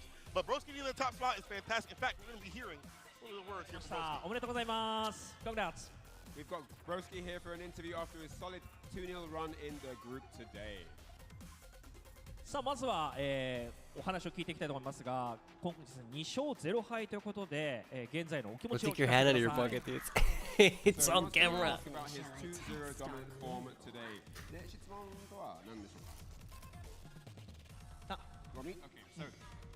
2-0 dominant run.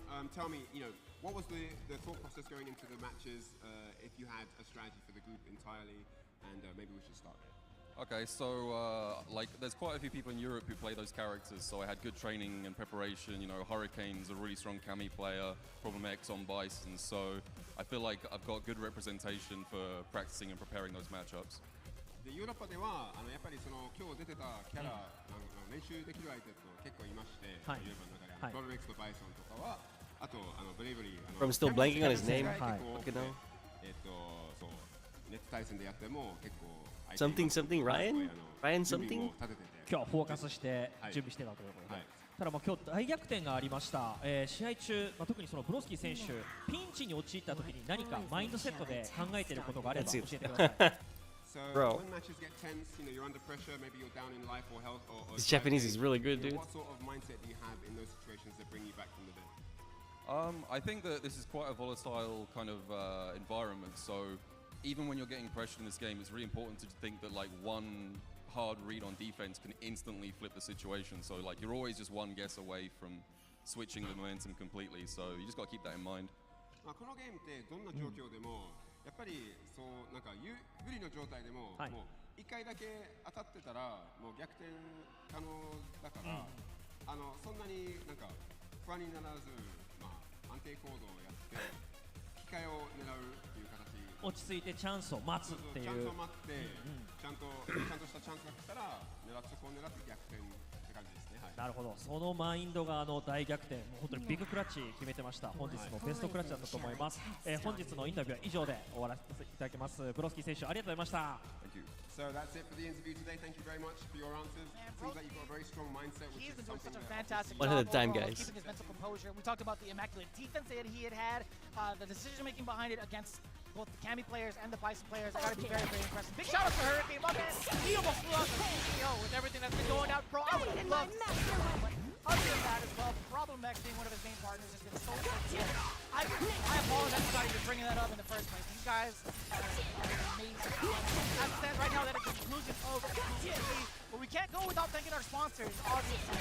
We talk about people that are sitting us down every single CAPCOM stuff. Storm Collectibles is definitely one of them, right? It's in a handful of different tournaments overall, right? When you look at Storm Collectibles coming in from Hong Kong, you gotta think all of the high-quality, officially licensed collectibles as well. They specialize in fighting games from the get-go since I've been introduced to them, and you can see it right there. The fight itself, different characters and different styles throughout the entirety of the Spider series. These guys have been the standard when it comes to true collectibles with highlights and head body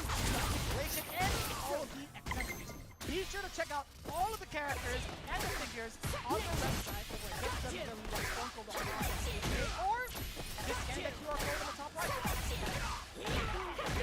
That's good. Thank God. Still now. Here, there, then here, and there.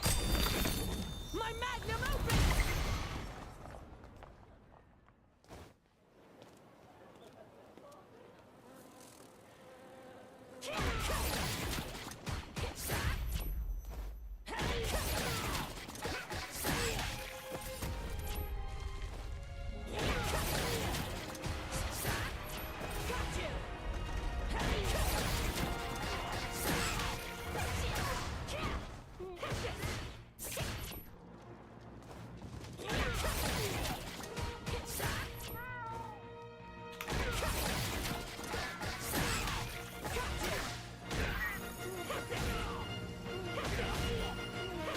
Dreams become reality.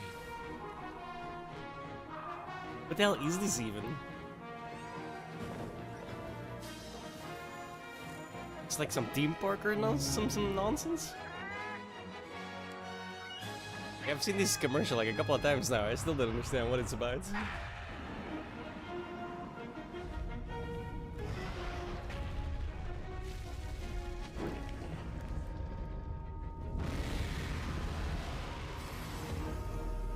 Monster Hunter Bridge.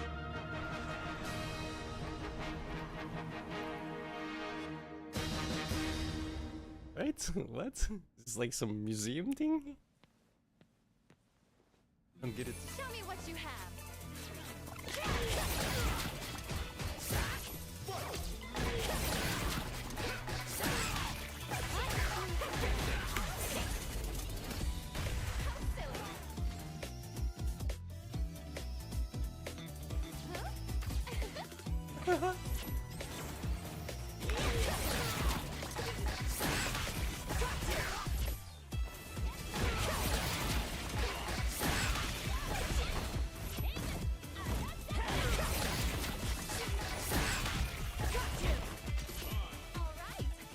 Yeah, it's like a museum type.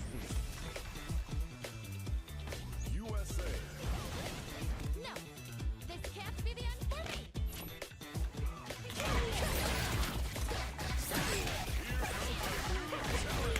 But they don't tell you, right? Not really.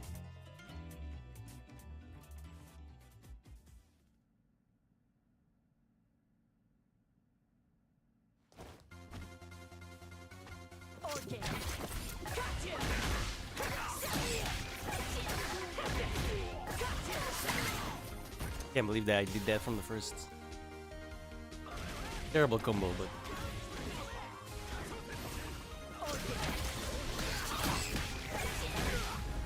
kinda hard to do.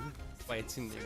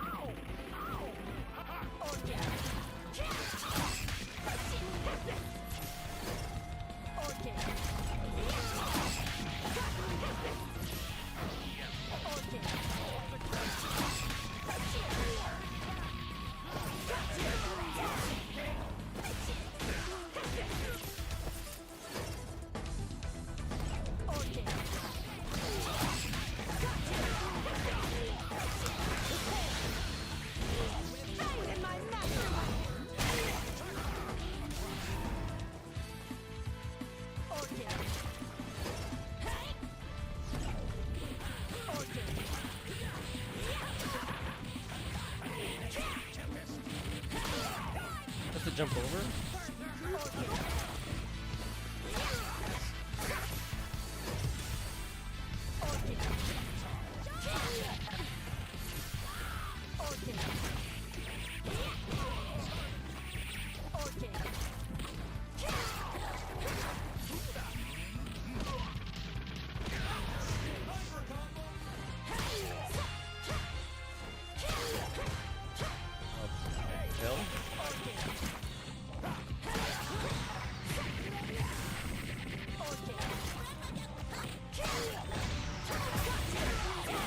What's the difference?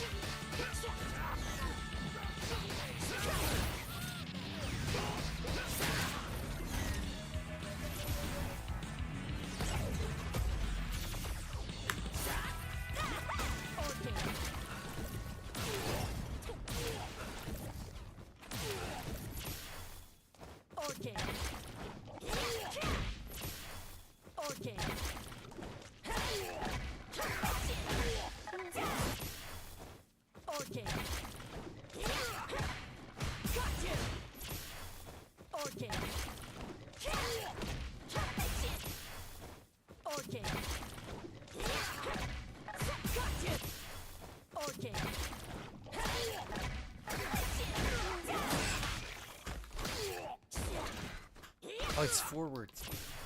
Because I was on the other side of the screen. Oh, backwards. Okay.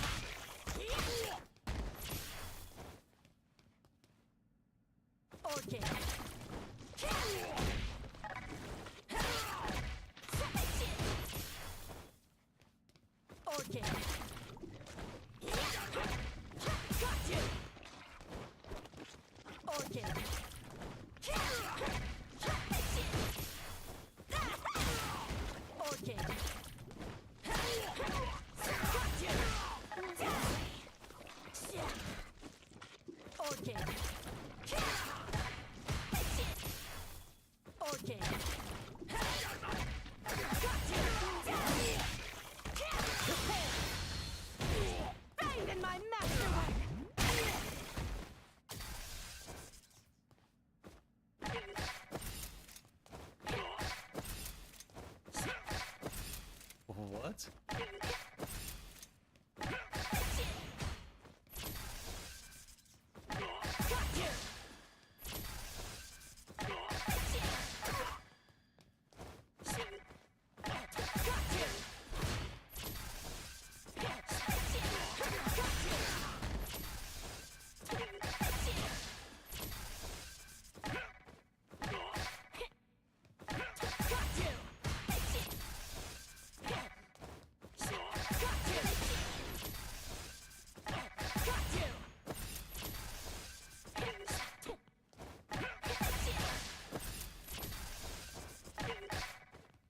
I got.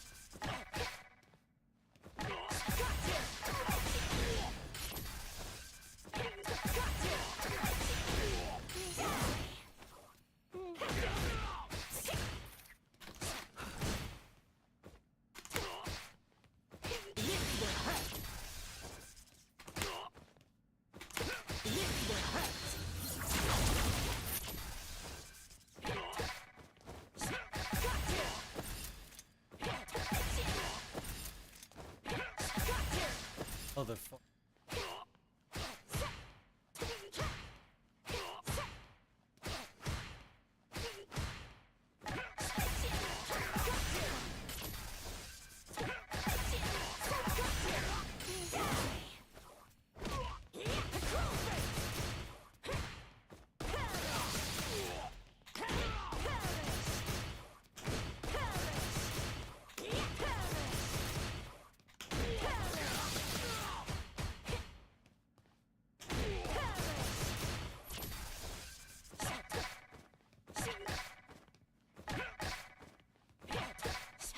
What?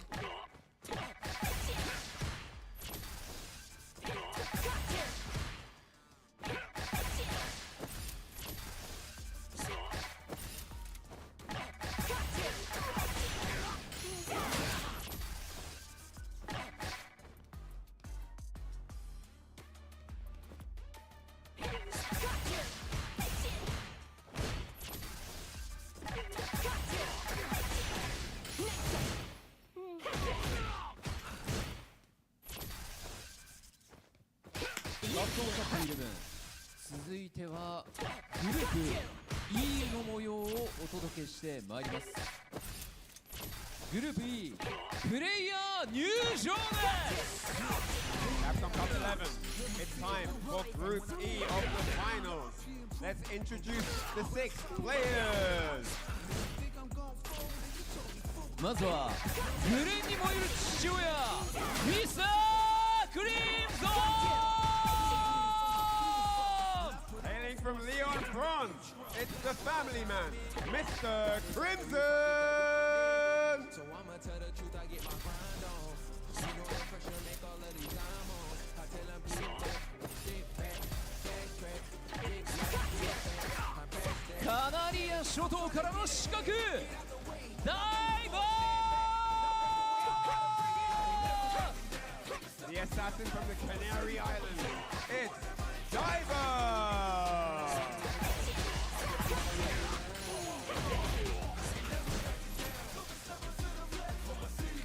進撃の重戦車フード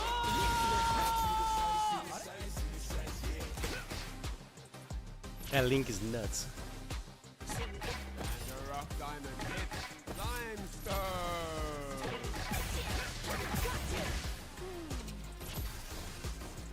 失礼しました。順番が、違ったようですね。改めてコロンビアの輝く原石ライムストーン。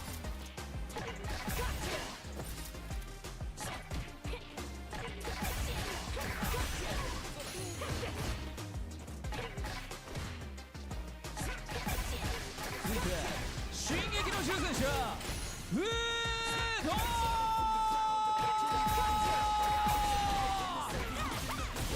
And next up, it's all the way from Japan, the rough diamond, it's Bruno.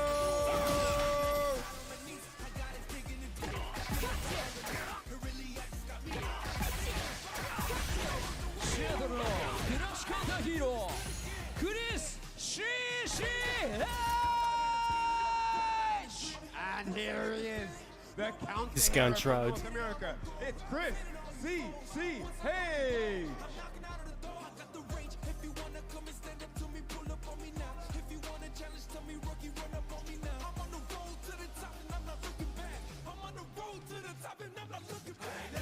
The strongest of birth,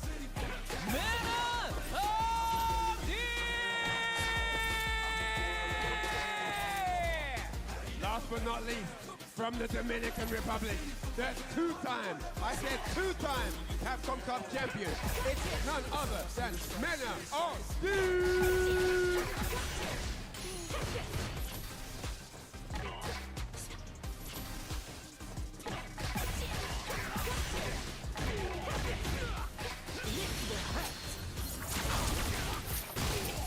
Technically, I didn't do that correctly because I did 2 of these instead of 1, but I cannot do it on 1 one.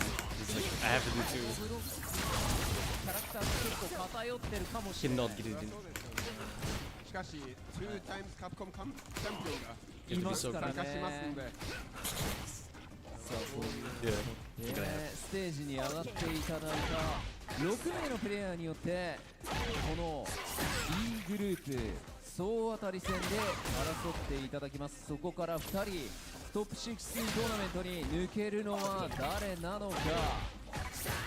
And here are the 6 members of Group E here to do battle, and only 2 of them will qualify for the top 16 on day 4. And I don't know who it's going to be, but they all look extremely determined, and we know how strong each of them are.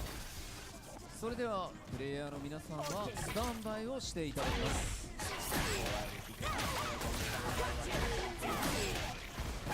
そして熱い戦いを盛り上げていただく実況席にお渡しいたします。よろしくお願いします。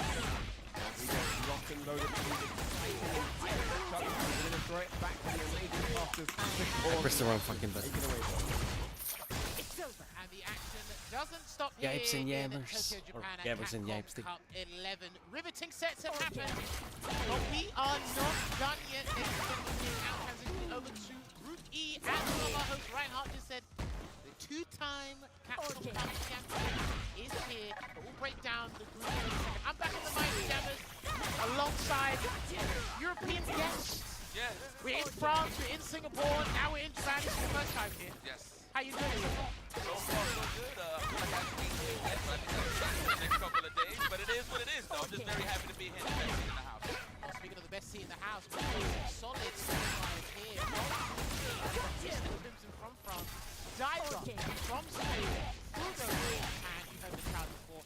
Limestone, bit of the dark horse here, but he could do something very similar to what Salvatore did as well. Also have Chris H, and of course, as we said, just to regurgitate, Mena are in.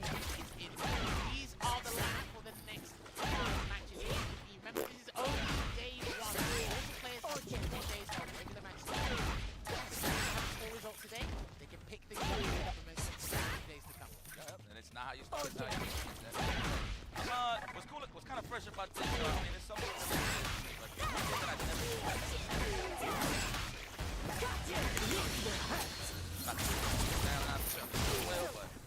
Well, right now we got to How many fucking trials does this chick have? Group E. The family man going up against the assassin from the Canary Islands. That is quite the long moniker, but I'm pretty sure he thought long and hard about that. We're no slouch to this one. We watched it a fair bit in Europe. We saw it in SFL Japan for quite some time as well. So I am really looking forward to this one. Mr. Crimson, the guy on the left, French commodity, he's speaking to a massive audience in the French community as well. Runner-up of SFL. I'm pretty sure the Aegis guys are up early streaming or and whatnot as well. The only Dalsum user in the tournament, I believe. You are correct. Not mistaken, the Dalsum user. You know what, I'm glad that you that up about being a guest on the French side of things, the EU side of things. I'm not gonna lie, I got a bit of a connection now with the EU after I feel like I'm repping that hometown a little bit. Okay. Hey, this is where you advertise for that. Counts and French is probably better than F words. Shouts to F words. Well, there you go. There you go, that's all I know. That's all right. Absolutely. The rest of the bonuses. Right, obviously Diver representing Spain and the qualifier from Spain. First it was Vegas match. Transition over to Samuel. Here it is now Diver who's representing. He's playing Ed, got a very formidable Ed. Now, this group is looking at Eds. There's Chris CH, there's Diver, and there's Ed. Now, I think it's pretty hard to because the navigation skills will be put to the test because he is going to be playing out of his element. But once he gets in that comfort zone and really applies the pressure to Dalsim, Dalsim, yep. No big damage too of a drive reversal as well, just a quick knockdown, right? No real big pain. Speaking of pain, who's going to land that first quick punish first? Diver's looking for those long limbs from full screen. He might not always look for them because as long as Dalsim maintains space and floats, Ed can't really do much. You limit the options there, so Diver's going to have to take a reckless approach while Mr. Crimson's put himself in burnout here. Definitely got to look for those pockets if Crimson is floating for sure. So we're definitely going to see a lot of raw drive rushes in certain instances. There you go, get the float. There's a Psycho Knuckle there as well, getting that burnout pressure as much as possible. Press the button in between a button and Yoga Flame there, I've noticed. Nice. Wow. What a challenge with the hacksaw. That's crazy. All right, let's set it up. Like that Mr. Crimson just setting up some space. No anti is still recovering though. Shall I test on That big punish counter, full screen. Nothing's there. Throw there. No, we guessing on that. I see. He wanted the back medium punch there, but he got stand medium punch in a fortuitous scenario, so that worked out for Mr. Crimson. Utilizing that standing heavy kick and stepping heavy punch extremely well right now. Anti-air's on fleek right now with Crimson. No easy access to big damage. Now this is the closeout. This is easy. Yeah, what a way to mirror that. The layered offense. Even if you tech, there's still something there. Yeah, that's why some of the slower fireballs in the game are some of the most scariest ones, just because you think you're going to parry and that timing they get there just before it connects. Speaking of connecting, a couple of throws coming through. What an instant air teleport there from Crimson. He's done his homework. I like that. That's the first challenge with a reversal today for Diver. Representing early, letting him know that ain't no free offense. No air to air. Looked like he tried to walk under, but he got clipped on the way. This is the thing, man. I spoke to Mena RD about this ages ago. I think Yoga Float's one of the strongest moves in Street Fighter 6. And you're seeing it against a lot of the members of the cast. We're seeing it against Ed right now, but that's going to be the round. That should have been the round. He's done out anyway. Oh, my goodness. Can we react? Nice anti-air as usual. Crimson is not giving him no leeway. He can only level 3 at this point. Yes, sir. He's dead, he's dead, he's dead, he's dead. Right on optimal stuff there, Crimson. Okay, looking comfortable. Very familiar in this match. What's up, brother? Well, just because the thing, statistically speaking, he's got 3 heads in this group, so he should be comfortable in this matchup. Shouts to Ending Walker. Mr. Crimson did practice against him a fair bit before he flew out to Japan, just to refresh his memory and get used to it. Smart man. I am worried about Mr. Crimson's defense against some of the players here, but I'm pretty sure if he should be winning the matchup on paper, he should be fine. Oh, we're gonna win this, all right. The kids are watching. Yeah, no? Big damage, okay. That's a guaranteed throw. I feel it. No, what a read. The defensive drill. Well, even off of recovery, the parry still pressing buttons. All right, though. You get the opportunity here. No technical from Mr. Crimson. Yeah, but Diver backed away in trepidation there. I don't like that he went in, then he backed away looking for something. It's like he needs to reassure himself that he can punish certain things that Crimson's doing before he really goes for the gusto. And he ran into a foot. The standing heavy kick. Nice. Maybe he's looking for the back medium kick possibly for the whip one. It's nice anti every Ball single seems such a time. tough nut to crack. My man has been scoring. He has been traversing the screen very poorly, Diver, unfortunately. This is why I said at the start, the navigation skills are going to be put to the test. Full screen. Yes, think about it for a second as you're getting closer. I haven't seen any psycho flickers either. Not even an attempt. Nah, that teleport. You already scared him on the first go, right? Yeah. Oh, nice backdash. Good read. Right back at you. I like that he looks like he's trying to react to the throw. He missed his anti-air there with the psycho uppercuts. He's going to get hit with a Yoga Sunburst instead, and he's burnt out once again. He's on his last legs here, yikes. Oh my goodness. Doesn't have no, well, he got 2 balls to play with, but can he land the, yeah, wow. That was guaranteed, that was free. That was absolutely free. And speaking of free, 2-0 for the obvious. Mr. Crimson, Aegis on. Moving I'll be honest, I don't either. Well, you are right Seems that. like, whoa, I can never get close. I mean, you did say that as you think that's one of the cheapest things. I mean, he's actually one of the only characters, the only character that can actually play air neutral. Here's my thing: if your tool set has that horizontal dominance, you're in trouble against him. Yeah. He's just gonna float. If you got the traditional fireball, I float over it comfortably. When you try and attack him to sort him out of the sky, most people don't get an air-to-air conversion or have difficulty anti-airing him anyway. So you're just gonna get hit by my favorite name, the rubber band. You're just gonna get hit. And it just goes from bad to worse. And if you don't come here with a game plan and then find adequate experience, it's not good. Because the only other guy Diver could have practiced with is Garnet. That's the only other guy he could have practiced with. And on top of it, it's like he's trying to reel him in, knowing that he's leaving that pocket for the drive rush, just in case, right? For divers to try to get in. I get it. It's definitely annoying, though. Man, credit to Mr. Crimson, all right. That was pretty rough there for Diver. Diver still has another match to play, so he'll be actually playing the 5th fixture going up against Chris CCH. So depending on Chris's result against Mena RD, we can swap things around here, but you don't want to be a big preceding days. You've got one, baby. Speaking of winners, we spoke about this stream. You know, it's a very interesting situation because he reminds me of Sentinel Margaret. Okay. Those who don't know, Fudo qualified for Japan Regional Finals the screen, but to get there, he was the 4th World Warrior in Japan, and then he proceeded to win the World Warrior Regional Final, which means he's in hot form right now. I know his wife's in the crowd, somewhere up on the upper floors there. Now he, in comparison to what I saw with Diver, this is one of the more aggressive Eds. Okay. He's not afraid to burn himself out. He loves a good tussle. He'll do EX Psycho uppercut if need be. Like, Fudo is my vote to win very it. aggressive, and the aggro meter is probably broken at this point. Different looks at all times. Okay. Oh, of course, of course. And what I really respect, I mentioned this before about one of the players. A lot of the players' journey, the character journey, because remember, Fudo started with Dalsim, went to DJ, now on Ed. And remember, he's been playing Ed from Topanga Championships 5. So if you go back to, what, April, May? Okay. And then look at the journey he's had up until this point, using Ed and sticking with the Ed, I gotta say it's pretty impressive. Okay. Yeah, man. Don't fix it if it ain't broken. I get it. I want to know if he does still have the DJ in the pocket for guys like Menardi, but I feel My like Ed pick. does well against Zangief. And I'm only highlighting Menace because I'm sure Mena don't want to deal with no You could DJ. choose in game See what happens. who's gonna win or prizes. Got some business to attend to here.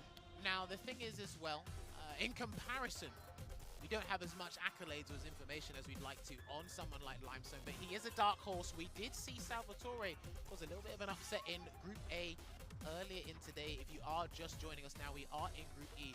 Now, Limestone, there's no weight on his shoulders here. It's going to be nerve-wracking because you qualify for CAPCOM Cup anyway. But all the eyes are on one of the hometown heroes here in Fudo because they are playing on home turf.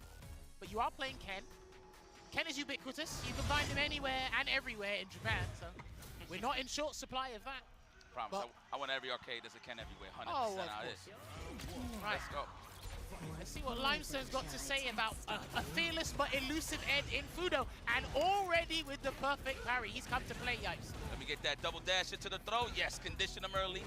Feel like that's another one incoming. Okay, meaty throw just to recover enough. That was a trade. I'm pretty sure that was a cross cut. We'll take it though. What's interesting about Ed this season is the developers made the Ed players better. By toning him down and kind of reeling it in certain areas, they made all the Ed players better. Right, I like that. True. Did hear a couple of complaints here, but it looks like it ain't deter anybody from really switch. Nice. I've never seen those chickens run past in the background. What the hell? The little chicklings. Very interesting there. That- Just I don't know what it's called. I love Fudo's elusiveness, and that will be round 1 in this game 1, Yipes. I definitely want to see Limestone if he does catch Fudo slacking on the charge flicking. He can do run Tatsu for the big punish. So I don't know if he's gonna. Oh, that's the like. I know we saw Tokido do that against Lashar, but I think that's exclusively Tokido, honestly, and Angry Bird. Yeah, definitely should add it though. I'll jack everybody's move. Oh yeah, of course. Oh, what a backdash! All right, he's gonna do the Psycho Blitz. He's gonna do the desync combo, and we are gonna take him across the screen. But unfortunately, he does get the drop, but he still depletes the dry gauge as much as possible. Yeah, he's good. In a nice position. And not in range for the stand short conversion. Nice dash under there. And also, we gotta watch, right? Because Fudo did this in the World Warrior Regional Final. His drive rush jab, he is so stubborn with that. And Ed's stand jab is not really that good to me, but how Fudo uses it, I'm like, yo, watch out. There you go. Watch out. Yeah, we get a throw. No, looking for the shimmy. Credit to Limestone defense, though. He ain't cracked yet. Nice. Wow, you get something like that? Not dead. He's not dead. Oh, my God. I tell a lie, he is. Oh! That was ridiculous, and the crowd goes wild. Probably can't hear it, but they all rooting for the boy Fudo right now. I thought there would have been a lot of scaling on the Psycho Cannon from that, but hey, he actually didn't even use that much to begin with. He's practiced that one, I'll tell you that. Condition him early. Okay, that's so scary dealing with Fudo with a lead. I feel like you're just gonna walk into every button, just trying them out offense. There you go. Oh, there you go. Instead of walk, I'll run instead. Spacing out the jab this time too. Nice. He's ready. Nah, he's on smoke. I promise you. This guy's on smoke. He's on smoke. I agree. Why not? Close to the burnout. Go on your own terms. Oh no, that was an unfortunate parry attempt. That should be enough. Hell yeah. Man, pack this up. And the EX Psycho Blitz gonna get the chip. Fudo looking to make this in record time in Group E here, Yipes. Let's go. Feel like he is looking for like maybe a standing medium kick force, stand roundhouse punish on Limestone side. Still trying to figure him out, man. I can only imagine dealing with Fudo the first time in your life. This is what's interesting, right? Okay, I was about to say, he does drive rush throw this time because he's been doing drive rush jab, and Limestone's been trying to perfect parry. He's got to be careful trying to react. Oh. I actually thought he was going to cross under there. Very fortunate for Fudo, actually. Right, he's going to do a button into the blitz. Yeah, he's looking for the button into the blitz. Right on time. Switch sides, please. No, not either. Watch out. Forward throw. Careful on the backdash. Stagger the jabs. I feel like it's coming. He's going to wake up with it. No, not yet. Yeah, he can take one more throw before he really thinks about it. There it is, here it comes. Is he gonna burn himself out? No, he will go and not cancel into a super arc to read though, because he wants the kill here. Oh, there it is. Can't wait to get. GG. That's it. It's over the button into the level 2 as we've been highlighting this whole time. And that is enough. Fudo, dominant performance. Fudo's looking Stayed good. healthy and didn't drop a round. This guy's a professional. I think it's the wife, man. I feel like it's the family. It could be the wife, it could be the life, it could be the uppercut, who knows? But Just hey, another day at the listen, office. he came with a purpose, hit the ground running, made sure he's firing on all cylinders. I like to see that here. He is going to be playing Mr. Crimson a little bit later as well, so that will be a real test to see if Mr. Crimson's defense, how stubborn are you on offense. So we are looking forward to that fixture for here as well. But yeah, just taking a look back at what transpired. Unlucky to Limestone. I think you hit the nail on the head. He's trying to figure him out. Too little, too late. And I did say this before, in a first to 2, especially if you're new to this environment and you're style like this, it's not enough. I'm starting to see everybody's not really running their game plans. Like everybody's so worried this is 2 out of 3. They just take like minimal type of style to not make too many mistakes. I mean, to be very honest with you, I feel like everybody just needs to run their plays and just really force somebody to really do it. I'll tell you what some people do. This is what separates the men from the boys. Holla. Some of these guys aren't thinking long term. Obviously, they're living in the present moment. Don't get twisted for a second, but it's like you think like today is the day. Start off well, get the first impression right. It's like I said, they're not running their game, they're playing out of character. I'm like, do you still have 2 more days? And luckily, Limestone still has. I think Limestone's only played once today. So he's got that 1 game out of the way, so now he has to build that momentum. Time to think about it. And what's interesting as well, Limestone's not region, that's not the densest food. Preparation would have been a lot different. Yeah. How Fudo's is. But speaking of preparation, we've got 2-time CAPCOM Cup champion student, competitor, role model. I ran out of monikers for this guy. President. Yes, that too. That Chris too. CH versus Mena RD. Both of these guys, SFL delegates, which is pretty cool. First, she had Chris CH, 9 of course, making it advance. to the finals, which we will be seeing very soon after the CAPCOM Cup. Not the whole day, but this is going to be exciting. I don't think they played in SFL. I'm not too sure if they actually bumped into each other. I know he played Kava, but that's here, no there. I've never got a chance to see these guys play, so this is going to be good. This is going to be good. Well, if we look back at what happened with Chris CCH in the finals with FlyQuest and Bandits, this is a good chance for him to redeem himself and kind of regain that kind of courage. Okay. Going into the SFL World Championships that will be happening on the final day, Sunday, so you do not want to miss that as well. But yeah, I do sometimes feel Chris gets overlooked because if you look at his results, he does really well in his region, the respective region, Canada, US West. Outside of that, doesn't really travel as much. It's highly warranted. He's got other things to do, especially with his real life stuff. Right. But I do feel when it's a name, when you talk about American players, I do think he does get overlooked a fair bit. He's got a healthy roster of characters. Yes.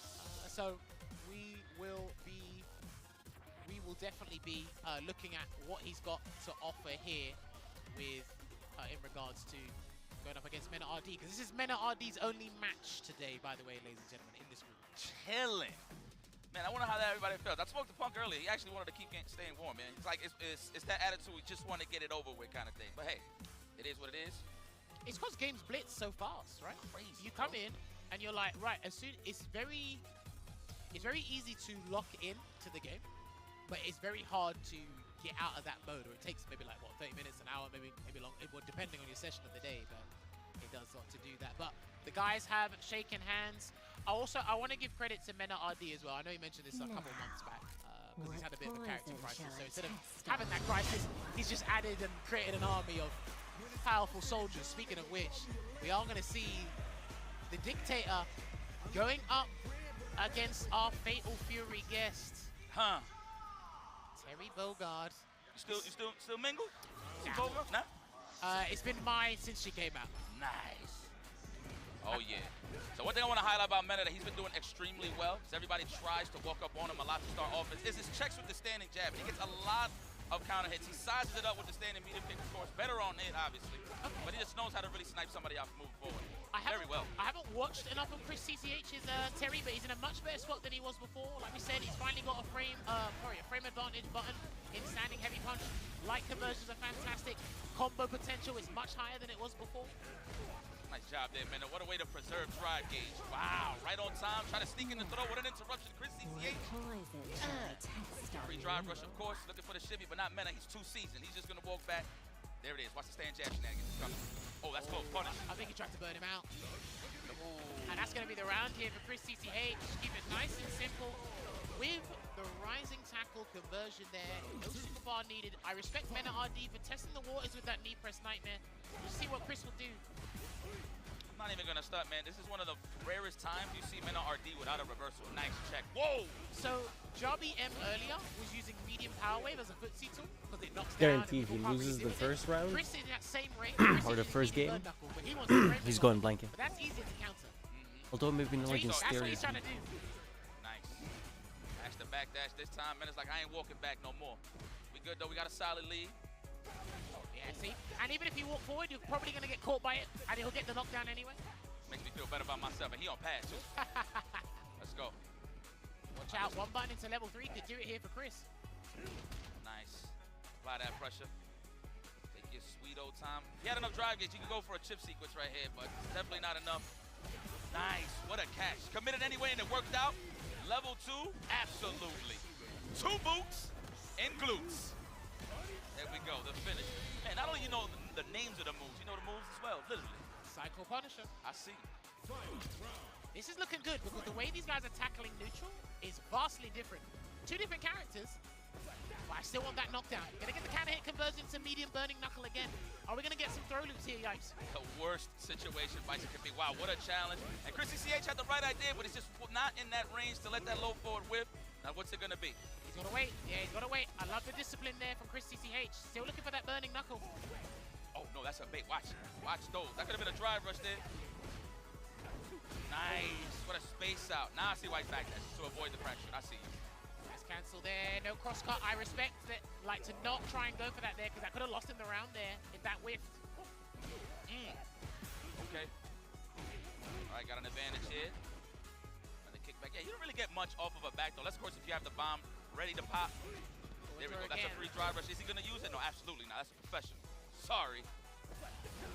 Okay, he wanted the overhead to cancel into level 2. And then he would have won. If the overhead hit, he would have buffered level 2 and he would have won. 100%. There it is. Watch the legs. One hit away for both of these guys. He might guys. do it again. If he gets the bar back, he might do it again. Oh my Tech God. there from Chris. That was a vital throw tech there. He needs that. No! He's been visiting that well one too many times, and you've been watching Mena RD slowly but surely making those micro adjustments to make sure burning knuckle don't whiff. And you can't do raw drive rush because as he walks back, crouching medium punch gets checked as well.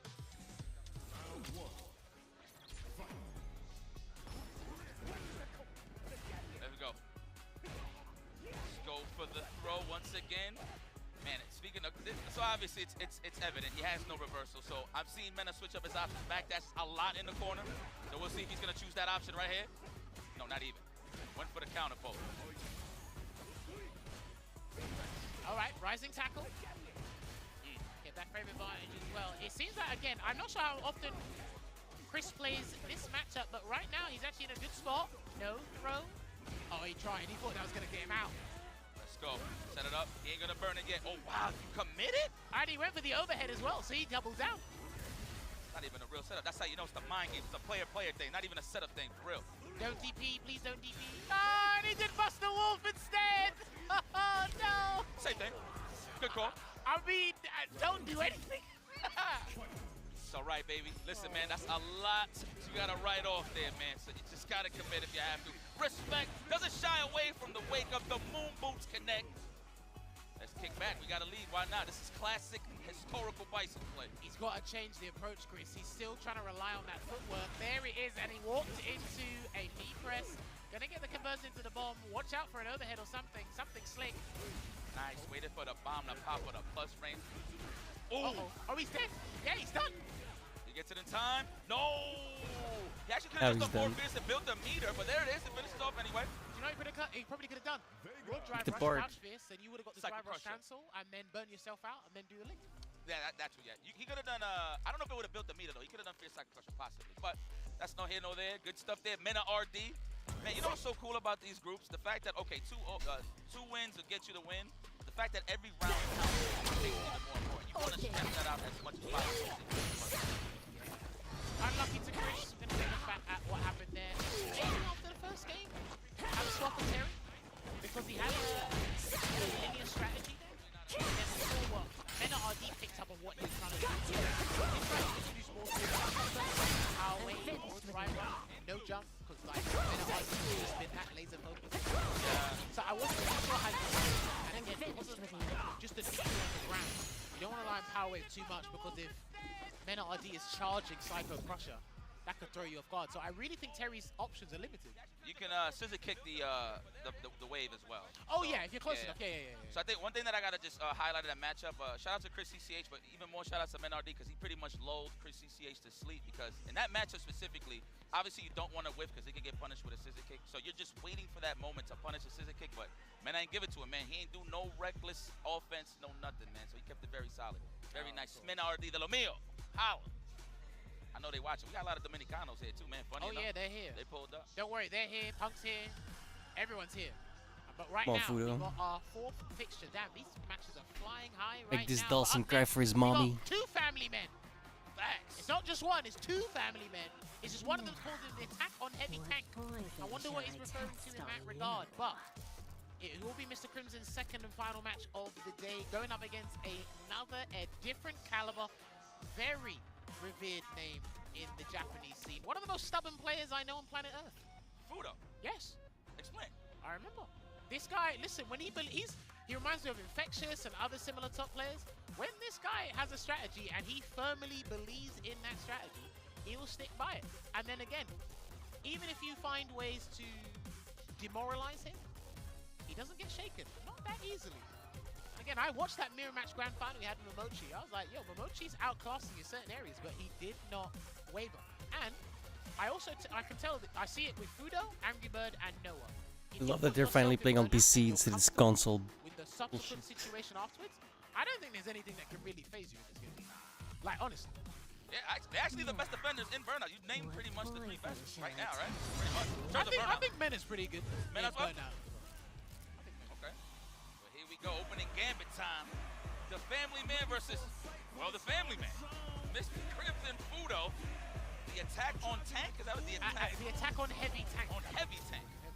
I know that's a reference to another game he plays, but hey, we're here for the Street Fighter 6 side of things. I mean, you did highlight this earlier. I think we were saying this in the back. Fudo is very seasoned in terms of the 1,000 matches. He plays Mochi a lot as well. The Japanese players, they can call up someone and play. Not everyone can do that.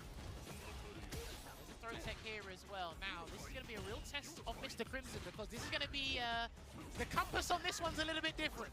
Whoa. There you go. Already representing the full screen whip punish. First one of the day. I mean, first sim of the day. Get off of me. Unhand me. Yeah. So he'll spend the bar, but he's not quite close enough. You have to actually be pinpoint accurate spacing with that conversion to work. Drive rushes in with that standing light punch again. I like that option. You just try to avoid the fireballs. Just something. So I like that. Good presence of mind. Let him out. Rock on. Good stuff there, Mr. Crimson. The aggressor. Pick it up, bro. He didn't lose that much health. You saw how much resources Fudo was splurging just to try and get close and down and dirty. But it didn't work out. There's an air to it. Nice. Turn that into a nice little advantageous situation.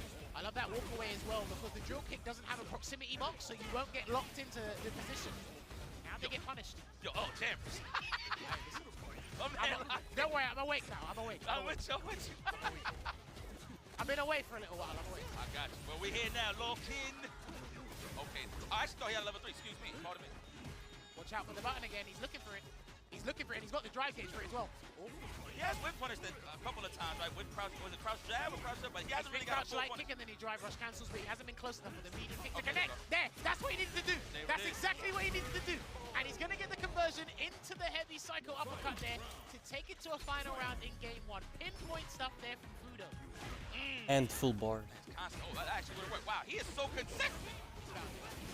Oh no. Nice and delayed. Oh yeah, that's a late delivery. So what he's done is he's found the tactic. He just needs to keep changing the range. So Crimson thinks he can change the limb, but the answer's the same. Good catch, but no punish. At least he has some layers there for defense. He's gonna find that pocket of teleport. Nice patience here from Mr. Crimson. There it is. There's a psycho uppercut. Never afraid to let it out and let the tussle go through. Yeah. Nice, he held up forward. Just try to gain control of the ground, and there it is. I'm not gonna do it this time. I gotta see if he finishes off with it, I will do it. But it's all knocking. Pop out the heavy kick. He's gonna do the yoga arch instead and make sure the drive gauge is nice and low, and he somehow eluded the situation. No cancel into the super R3. Well, Fudo can still take this one, Yipes. One throw, that's it. That's all you got, Don't Crimson. charge, Now don't it's charge. time. Oh! He's trying to jump out teleport. He tried the first time, but just casually just walked up on his block and took his work. He's looking good, but it's Fudo, bro.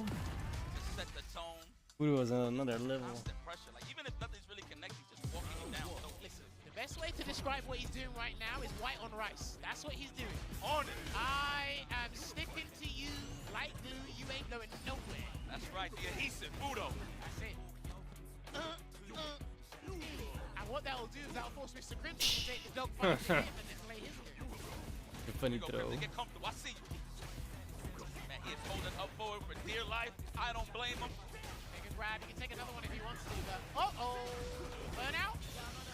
And it will be the Psycho Barrage to burn out Mr. Crimson. He can get a stun here as well. But he's gonna play with it before he goes for the combo. He's out. We out of there. Good check. Oh, he needed that so much. My goodness. I mean, I know he got reactions, but I'm just calling the buffer all day, especially from that range.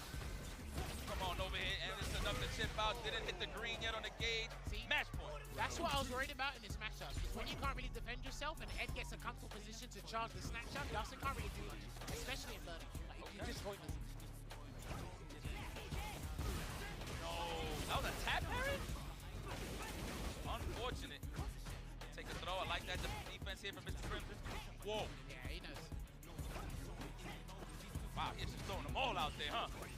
Yeah, because he needs to get away, but Fudo might look for a dry rush with a heavy kick if Mr. Crimson gets a bit too comfortable, but another situation where he gets a drive rush cancel into the crouching medium. Over. Highlighting about the There was a reason. Wow, what a catch! Crimson layers! He has to teleport behind him. He's got to get behind him. He's looking for it. He ain't gonna test these reactions. Just slow and steady, don't get thirsty. Wow, everything has a purpose, Fudo? He can win.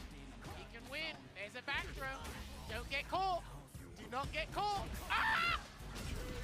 Bro, come on, man. I've been saying it all day like a broken record. It's consistent. All right, it wasn't a buffer. You got it. You got the eye. Fudo. Household name. I got a poster on my wall. There you go. Trust. I'm out here looking for blood too. I'm a family man, but the attack on the heavy tank takes it over our family man from France. Well, look, he got one win against one Ed and he lost against the other, because I remember at the start when Ed came out in the early days, Dalsim was just running all over Ed. But now it's a different story, because the guys who have studied that matchup, there is a fighting chance there for Ed. Crucial's a little bit difficult, but you can see it. But we saw the answer. Yeah. One consistent answer. Cost a little bit of money, but hey, that's money well spent there. We saw it numerous times against all the limbs you use in neutral. Yeah. Usually he was punished in the stand roundhouse, right? Full screen, huh? Roundhouse, stand medium punch. I think Medium maybe punch. the only thing he didn't use was stand medium kick there, Crimson, but other than that, you do get to see all of the counterplay there. And like I said, just to recite the same lines here, what was beautiful about that answer is that Fudo kept adjusting his spacing, so Crimson would use a different normal. Okay. That's the beautiful part about Still it. 3 groups coming, dude, after this Hit one. him with the Holy layers shit. first game, then execute on the second, right? Pretty Already much. dying. Stack on him. I mean, look, as long as you can feed Slept your like opponent shit. I false slept like 3 intelligence, hours and then woke up. you're good. Just keep giving him false intelligence and you're good. You're just like, oh, okay, I've done it here. You don't think I can do it there. Then I do it there. Then Dave Chappelle shows up, and then, you know. Pops your balloon. For those that know. For those that know. Anyway. All right, so Chris CCH on the bottom there. It will be representing the US West, not US Canada East. It will be US West. We do apologize for that there. That's what he's representing. But it will be an Ed Mirror. It will be an Ed Mirror. I would have been mad at that. We'll claim him. East Coast, why not? You guys will claim anyone at this point, huh? Damn. I mean, y'all claim Lex. I ain't mad at that. I mean, I ain't mad at that at all. He's been there for a little while. It's my guy. Oh, that's true. That's true. But yes, yeah, actually, we might not see an Ed mirror, actually. A lot of people have been avoiding mirror matches thus far, so the only one I know is really confident in mirror matches is Zhao Hai, but I think he's got his own separate like agenda with that, his own mind game. Okay, okay. But yeah, if Chris is looking to stick with Terry for now, that's completely fine. A little bit of a different kettle of fish. Okay. Projectile now, so you got to be careful of Burning Knuckle running into that. You also got to be careful of mainly Diver's footwork, but Diver's confidence right now, it looks a little low. Or maybe it just hasn't arrived on the scene yet. I like that better. I feel like that's what it is. Telling you, man, those, if you will, those first date jitters. Oh, yeah. I feel like everybody's trying to get to know somebody, but at the end of the day, you just got to be yourself, right? And that applies Well, to the they game. say that. Careful who you say that to. That is true. That's easy access. That's easy access to disqualification. Nights like this. All right, EX Power went to kick things off and already shaking the corner. Let's go. Wow, already represented that. I love it, Diver. Keep them honest. Target combo. Good confirmation there, Chris. What's it going to be for the conditioning? The backdash early on. Well, here's my thing, right? Terry's always been a double-edged sword for me in this game. His toolkit is linear, and that's good and bad. Because it's the win condition, straightforward, easy, accessible, like we can get it done. We can get the job done. But because it's linear, there's no gimmick. There's no X factor that needs to pull out of trouble. Terry's good if you're good. Get the clean hit, the damage will follow. Yes. Oh, man, woke up with the parry. That's a snipe backdash this time. No, you try to wake up button. Good hit. Light this off as soon as he escapes. He's dead. Oh, not quite. Too much scaling. Nice catch. Oh, he did the Uriel Valoria. Oh, man. No, sorry, he did what Noah did on Uriel Yeah. No, you had it. Everyone's doing it. Oh, we in there. The burn knuckle. My goodness. Try to press buttons. I feel like Diver's trying to give him too much looks on defense. I think he just needs to block. No, I think in an environment like this, Diver's scared to make the wrong defensive choice. And it builds. We start to see it. Nice quick punch. Let's build on this. Good catch. Probably better remind him he can backdash that. Whoa, No, no reset. He no, was ready no, for that. no, this is Capcom Cup, dude. This isn't EU ranked. This is Capcom Cup. Oh, my word. Charge it, charge it. Oh, there it is. He's trying to jump. No, Yeah, you know what? I think Chris is thinking, I wonder if I would have done level 2. Would that have worked? I don't know. Okay. Let's see. There it is. Already spending that cash early. That's all right. Oh, that's a punish. Absolutely. Properly misspaced. Head-to-head with the jab. I thought he was going to go for a committed uppercut there, Diver, but we're slowly but surely dialing up the aggro meter here, and he didn't get the dash he wanted, yikes. Yeah, I feel like he could have converted with a driver for sure, right? If he caught it. Let's go. Oh, no, we're going to commit. Oh, he could. Oh, mate. Looking for that counter hit. Almost dying on the drive gauge side of things. Who's going to press this button first? It was 3CH, but we ain't biting. Damn. Is he going to burn him out? No, he's going to go for a level 2. He's going to go for a Psycho Cannon conversion. I'm not sure, but he's going to burn him out here. He can still charge something off of this, and he is going to get the flicker chip. Well, he got the victory there, but that would have been a nasty situation for Chris there anyway. First game on the board here for Diver. He needs this. Okay. Definitely need an update on that on the breadsticks right there. Actually, no, it's 1-1. I'm tripping. It's 1-1, but they both need the victory, because remember, Mena beat Chris earlier. They both need a dub here. I see. It'll be good for either or, whoever gets a 2-0 in terms of rounds. Let me go. We're going to go for a shimmy. I feel it. No, the back. Oh, wow. Oh, Wow. Twice? Hey, man, something I don't know. It must be the air. Oh, what a way to switch sides. Okay, that was creative. I see you, Chris. You know, I think Terry's got one of the best whip punish tools in the game. Crouch, medium punch, punish cannons, a heavy tackle, then the world's yours. I think that's one of the best whip punishing sequences in the game. Okay. He needed that, otherwise he lost. 100%. One more time. Watch out, Chris. Watch out, Chris. Watch out, Chris! Chris! Not on the million. Not on the million. That's definitely enough. This Scantrad loves to throw out deep. He sniffed it. Listen, he sniffed it out. I'm sorry. I might be Chris's bad luck child today. Nah, this ain't compensating, Chris. He know that they the season once. They're gonna try to hold up four right there. Got clipped on the way up. Possibly a backdash. Oi, good call, Yipes. Oh my God. There it is. We get that throw. Early on, yes. If Diver gets a heavy punch or something into the Psycho Blitz, I think he can win. I think he's waiting for it as well. Cobra punch. There it is. Everything. That should be enough. 100%. That's all fists. That's enough there. Diver moving forward and never backwards. Definitely needed that to up the momentum, if you will, the morale. I see you, Diver.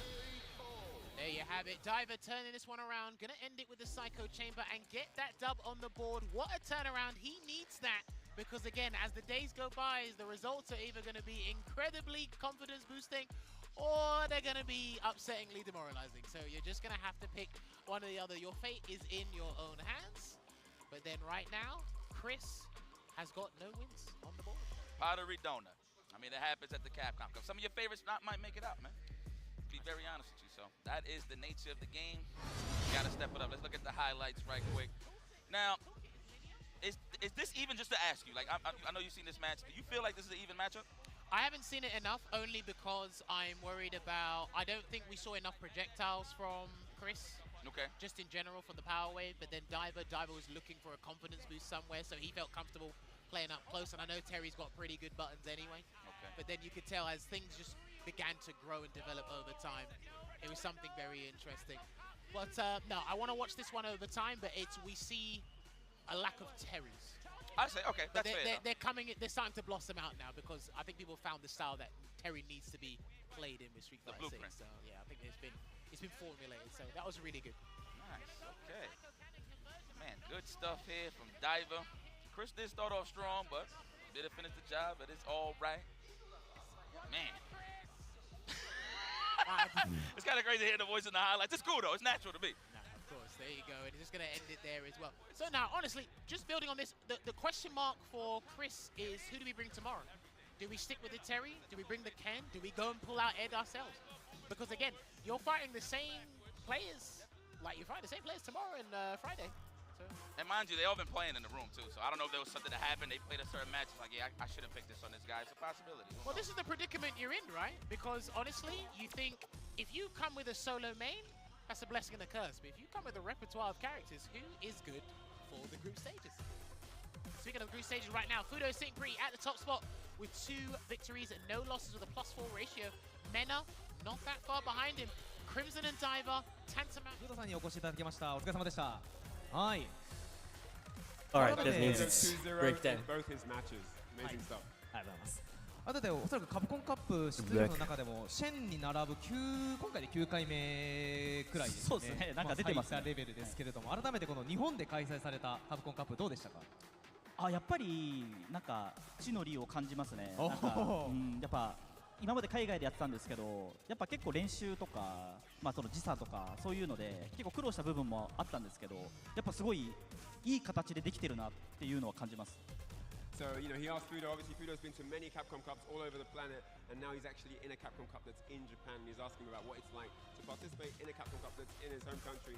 And, you know, for the practice, you know, obviously just being in shape, right? Sleep schedule, everything like that, not needing to travel so far to meet everyone and be part of the event, it saves a lot of energy and time. So he's really happy, and he really enjoys how the event's been put together, and yeah, he's really comfortable so far. So, yeah. ライアンもなんか気になってることあるですよね。そうですよね。その DJ もともと DJ 使ってて、そうですね。去年も DJ キャラ変えしてエッドになってて、その DJ が足りてなかった部分は一体どこなのでしょうかって聞きたかったんです。DJ やっぱり火力がすごい高かったのが強かったんですけど、そこが軒並み落とされちゃって。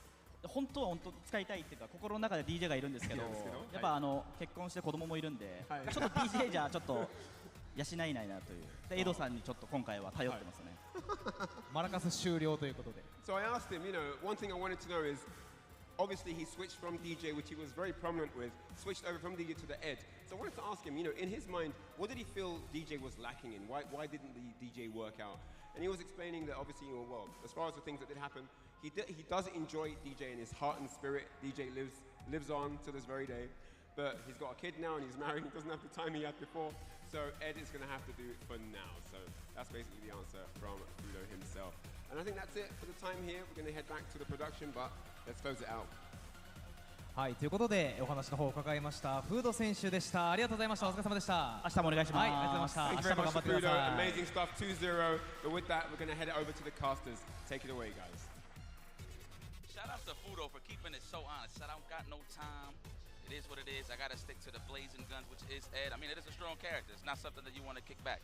But no, seriously though, one thing that I want to kick back in, when I do have some time, I need some figurines to pack up. Hopefully I'm going to buy probably another suitcase. But if you want some figurines, ladies and gentlemen, let's go and look at this beautiful Miss Zhang figurine here. Look at this, Chun-Li Standby, the second figure in the 1x6 scale figure project lineup, which is based on a brand new illustration by Akiman. Oh, nice. It's open for pre-orders now. The figure is based on an illustration by Akiman, one of the creators of Street Fighter 2, and the original designer of Chun-Li. The illustration was originally featured on the cover of the Momochihama Choizai Pharmacy Collaboration Medication Record Book, which was originally published in 2022. A new full-body version of the illustration that shows Chun-Li's beautiful and dignified standing pose from head to toe was created especially for this project and has been faithfully brought to life in figure form by Japanese figure manufacturer Max Factory. Of course, do not forget the premium scale figure maintains the same luxurious and exceptional quality as the previous installments, so you don't want to miss out. Pre-orders are open until the 12th of March 2025, with the figure scheduled to be released in October the same year. Pre-order soon on the Good Smile Company online store or at authorized Max Factory retailers. Do not forget, ladies and gentlemen, we're having a good time. Hopefully you guys are having a good time here at CAPCOM Cup. That was Group E. That will be the matches concluded here. But next, I think it's going to be Group Feisty, because this one, you don't want to miss it. Grab some snacks, grab a drink. If you're up in the European region, you're up nice and early. Heck, maybe in the American region, you're up nice and early as well. Quickly take that break, because when we come back, it is going to be Group F. You don't want to go nowhere. See you shortly.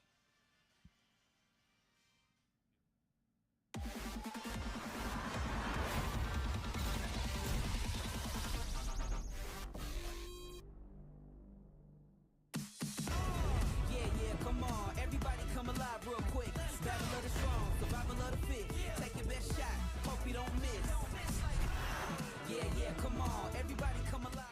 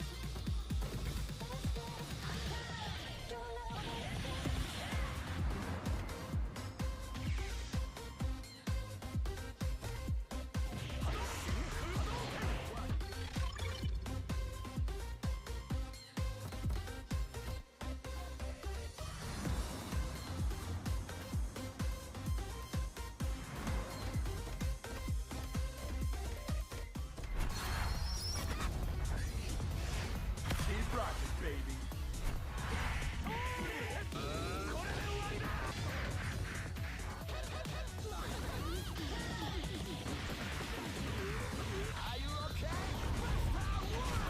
Next location is Osaka.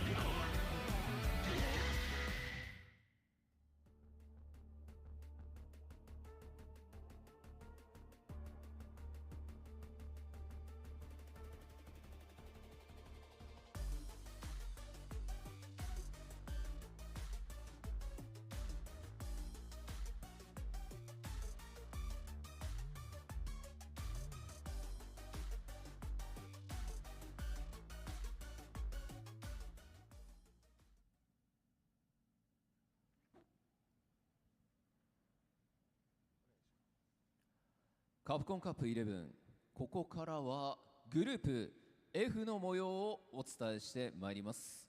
それではグループ F プレイヤーの入場です。 And now it's time to introduce the 6 players from Group F. Let's get ready for the entrance of Group F. まずはアブダビの巨匠ビッグバーFrom UAE, Abu Dhabi, the biggest bird, it's Big Bird! You know the pressure make all of these diamonds. I tell them get back, step back, fast track, big lap, big facts. I'm past that. 台湾のカイダ暴風オイルキング All the way from Taiwan, it's the Hurricane Strike, Oil King!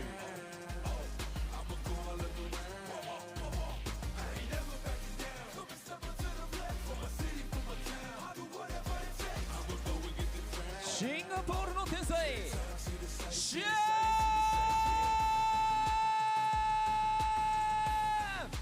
The Singaporean maestro, it's Yen!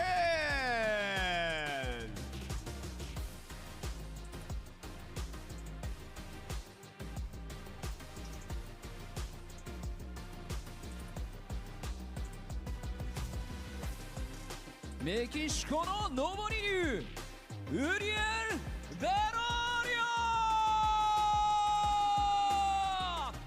And he is the rising dragon, Uriel Velorio!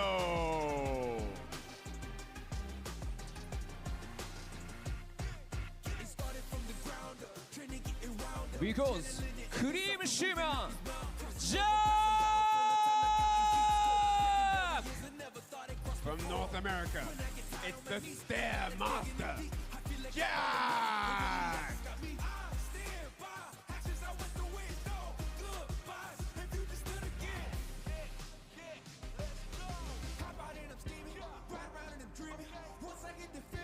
Hancock発黄金の右手レッシャー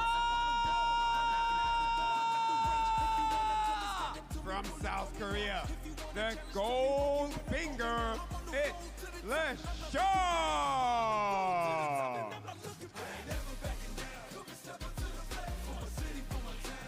あということでグループ F のメンバーもまたすごいメンバーになりましたね。全員揃いましたね。これはすごいことです。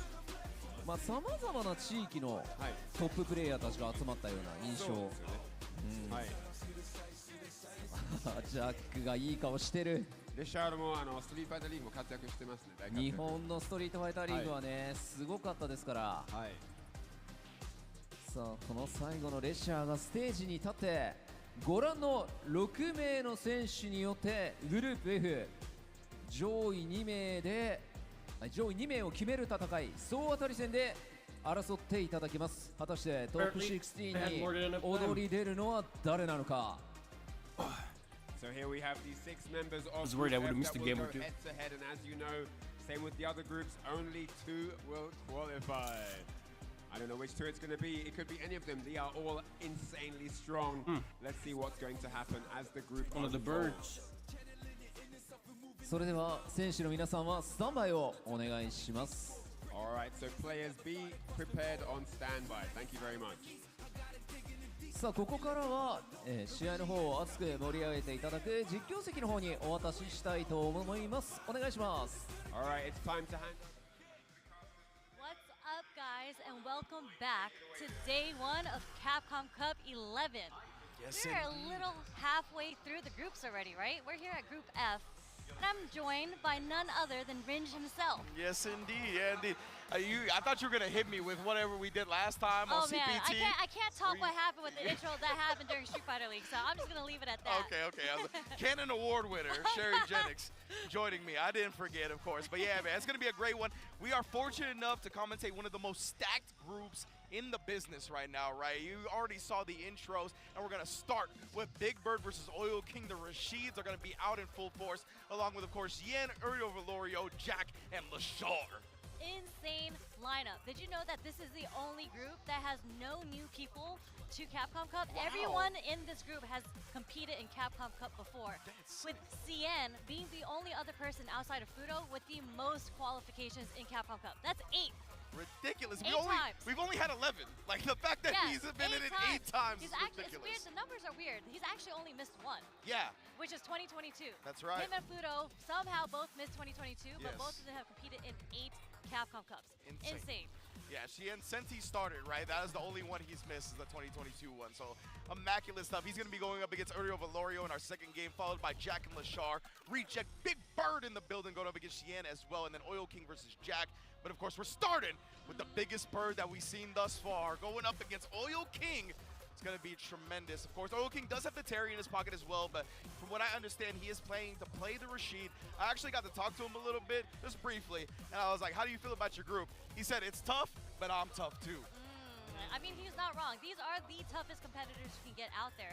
And funny enough, this is a mirror match, right? Yeah. We were probably going to see a Rashid versus Rashid. And the last time that they played, Big Bird had the advantage. I think he walked away with 2-0. So I'm very interested in seeing how Oil King adapts his gameplay and how he's going to switch it up. Yeah. And, you know, I want to see what happens. I want to see how this mirror match goes down. Absolutely. I mean, Big Bird is fortunate enough that Angry Bird dabbles with Rashid a tiny bit, right? So, like, there has been some experimentation with that. I'm sure he has played the mirror quite a bit. Oil King, I'm not sure. We'll see how well-versed he is. And, of course, the thing is, coming off of a loss, right, you tend to study the other person more than they study you. So maybe that really comes to fruition here, and Oil King is able to change the fate. And, of course, the Red Bull cheers, as the 2 Red Bull athletes should do. Amazing, yeah. So when I also got a chance, not to talk to Oil King, but I talked to the other Rashids. I talked to Joel Kevin, I talked to JB. I was just like, you know, Big Bird, the other Rashids, how do you think that mirror match is going to go? And they actually had really, really interesting perspectives. They were saying how Oil King, if you remember him from Street Fighter V, he was kind of the Rashid that went, I don't want to say he went ham, but you know, the neutral, he was very, very aggressive, very fast-paced, and they said in Street Fighter 6 is a little different. In neutral, he's actually a little slower, which is kind of working an advantage to Big Bird. Yeah, I agree with that, right? Because Big Bird is so strong fundamentally that if you want to play his game where it's slow, grounded, footsie-based, it's going to be tough to overcome. I think Oil King might need to get a little wild. Yeah, and I think since this is the first game and we start off with the shimmy already, I think that we're going to play a little slow. That's kind of what I'm predicting. Until they get a little bit more comfortable with each other, then we're going to see the Oil King defense offense. Well, the defense straight from the get-go. There's the Wake Up Odie mixer. Yeah, apparently Oil King had heard me, but man, Big Bird was already ready for it. The meaty overhead as well. Maybe not meaty enough to combo. Just got to reset the pressure, working on that drive gauge. Both pressing that round, has some to trade. He's trying to get him to shimmy. That was a good reaction from Oil King to press the button. Yeah, Big Bird is trying to work up a whole bunch of shimmies right now, but you know, this is the first round to test it out. Most trying to press back with that crouch medium kick. He's part of the 7-frame crouch medium kick club and then reacts to the parry with a throw. You know how it goes. Punish, counter, damage. And just like that, Big Bird takes the first round. Oh, and just harassing with the overheads nice and early. And yeah, the true string right there. Too quick for the drive reversal to actually board it. We're going to see the star come out. Let's see what Big Bird gets off of this. just chipping away at the drive gauge. No real damage there, but he will take that because Oil King is almost 2 bars away from burnout. Yeah, right. Just going to keep applying the pressure, but Oil King fortunately escapes the corner, but it doesn't matter. Still eating this pressure from Big Bird. The drive gauge, oh my goodness, it's gone for Oil King, but he's got the offensive and a level 2. Yep, he's going to try to build his bar here, so I think he's going to try to play it a little slow, not really go for the damage here. Into the throws in there, parries on the wake up, throws him afterwards. At least building Oil King good bar. He's already up to another one, but he wasn't burnt out, so the drive reversal safe. And blocks the overhead this time. Still burnt out, but right now he gets his meter back. And it's Big Bird who burns himself out, gets hit by the drive impact there. And that was huge, right? Because Big Bird would have got that throw into level 2. That's why he was willing to risk going into burnout at that point. Oh my goodness, for Oil King. Anybody's game still, man. Big Bird still has the level 2. Oil King's about to build his own. Oh my goodness, you have survived. Just wakes up with the crouch medium kick. Calling out the fact that Big Bird was going to respect and give him some space. Yeah, we weren't sure exactly what Oil King was going to wake up, right? We're used to him waking up with O2 Mixer. You kind of want to walk back, do a delayed button, and that's how you get clipped by a wake up low forward. Precisely, and we saw him do that wake up spinning Mixer to start the set, so nice adjustment. Okay. Not getting much damage over here, but okay, drive reversal to get the pressure off of him, and answers with his own level 2. Interesting, guys, just forced one mix-up off the straight block string. Usually see people do that to try to drain the drive, but nonetheless, still got a punish counter throw in. Okay. Oh no, he tried to walk forward, hit the medium kick, Big Bird with the jump over. Okay, so there's a classic double jump to get out the corner. Shot. With the Stand Fierce to interrupt the drive rush. Oh, not the level 1. Don't pressure me.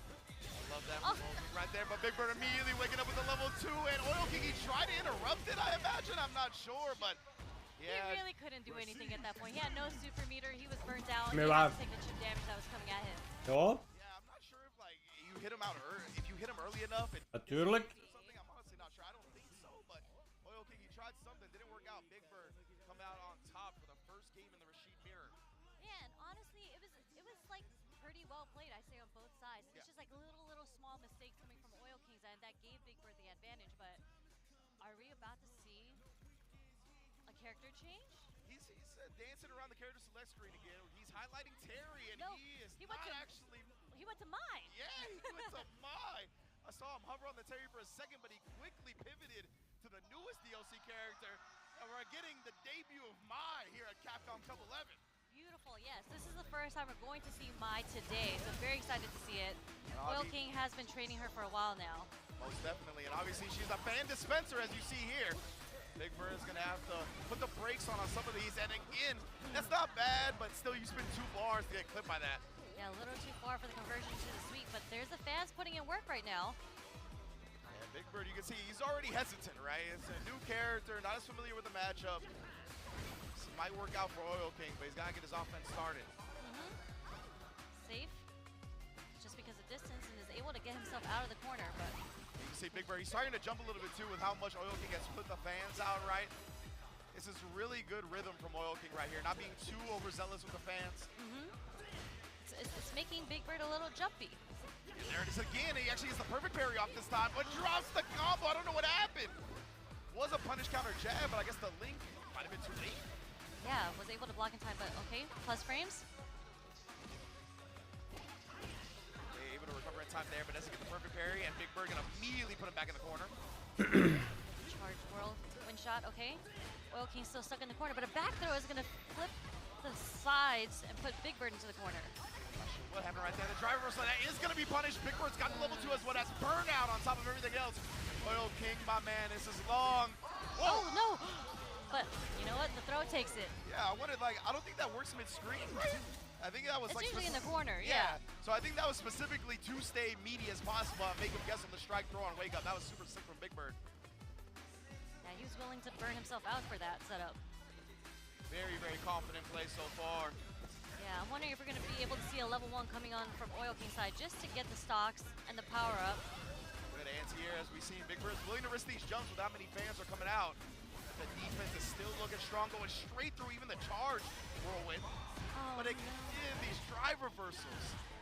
Yeah, Oil King has not been finding a good way to use these drive reversals. He's burnt himself out because he's been using so much meter for the OD fans. Precisely. Oh, and it GG. actually clipped the wall. That was kind of sick, dude. That was like a full screen fucking. A he's gonna send him Full to the screen bench stun. after this level Looked 1. like the way he fucking Not set even that up. needed. Oh my. God damn. Every single time I think he needs a level 1 to kill, it's always the mixer that kills. They're like, really? No meter spin at all? Oh man, Big Bird looking in prime form to start Group F. It's exactly what you want, right? That's good momentum from him, and we will see him again today, so not done quite yet. He's got a great chance to start this on a very hot note. And I'm wondering if Oil King had played Mai from the beginning, would he have gotten that one? Because his Mai was looking kind of crisp, you know? It was. And it changes the matchup because you're not doing a mirror match anymore. You're going to have to make not Oil King, you're going to have to make Big Bird adapt to your Mai because, again, she's not played that often. Yeah. And I think we even saw that when he first switched to Mai, right? The very first round was so slow compared to every other round that we saw. But credit to Big Bird. He really, I think, got the download in by the end of that round. So we saw him end up winning it, takes the subsequent round afterwards. It's just his ability to adapt and how quick his processing speed is. It's one of the best in the business. Easily. I mean, his fundamental plan is so solid to begin with, so the little adjustments he has to make along the way, it's so easy for him. Yeah, absolutely. We saw that was the wake-up level 2 right there. Chase down, see the dash to stay with a true Oki option right there. Love that from Big Bird. I thought she was too far to actually clip the wall, but somehow, some way, she hit that. Sent her flying, and I was very surprised by the stun. I was hoping to see we got like a level 1 from the Mai just to see the power up, right? Because that's what puts her in this crazy buffed form that a lot of players say she's one of the best characters when she's in that form. Yeah, it's tough. I feel like she's still being figured out, obviously. She's but when very new, yeah, but when it comes to like the combo structure and the routing structure and how you want to spin your resources, people are definitely honing in on a little bit on that. And once I think they figure it out for real, she'll be a dangerous character. But obviously still new. As we go to our next match, going to be another Thornburger, another banger here. It's going to be Xian versus Uriel Valorio. So excited to see this, mainly because, I mean, we've seen Uriel, right? How can you not commentate his match and not be hyped? Because he busts out. The decision-making on his end is so wild, but it works for him, I'd say, like, 80–90% of the time. Yeah. Like, he's one of those players that, like, live or die by the sword, right? Because the decisions that he makes are high risk, high reward. Yeah, it's great when it works out, though. Yeah, definitely, right? And he really bets on that aggressive side. That's his nature. That's what he plays into. And it's going to be interesting to me to see him go up against Xian and specifically the DJ. Because I think DJ is so good at punishing people for the way they traditionally take turns in this game because of the sway and all these different things that kind of get out of the range of your reversal crouch medium kick or something like that, right? So it'll be interesting to see how Xian thwarts this aggressiveness. Yeah, have you seen Xian's Twitter? He had uploaded a clip of him evading. Bruh. Dancing. Yeah, dancing. And that's something I love to see because I think in this game we get so used to the shimmy movements of walk back, walk forth, maybe a backdash, and then you drive rush in, right? Yep. But DJ has sway, which is such a good tool set to use and so strong because you can bait the shimmy, you can do whiff punishes, just spacing traps and all that, and you can just dance on them. Yeah. And that's what Xian, I mean, he specializes in, right? He's really been playing this character since the launch of the game, and he's one of the few that is still sticking with it. Obviously, DJ's kind of dropped off a little bit when it comes to the spotlight in the meta. Bro, it's crazy. They unbanned Hassan after like literally 1 day. Yeah, the lab monster. My man I got banned for 3 days for having Chun-Li art on my fight stick, and she was wearing a string. 3-day ban. So yeah, I mean, he has always been With some terrorist sympathizer that calls for the killing of a sitting senator, he gets a day. I don't want to say Uriel's not God, these people drive me nuts, dude. Player. Yeah, 100%. Like, he's just calculating. This website's cooked, bro.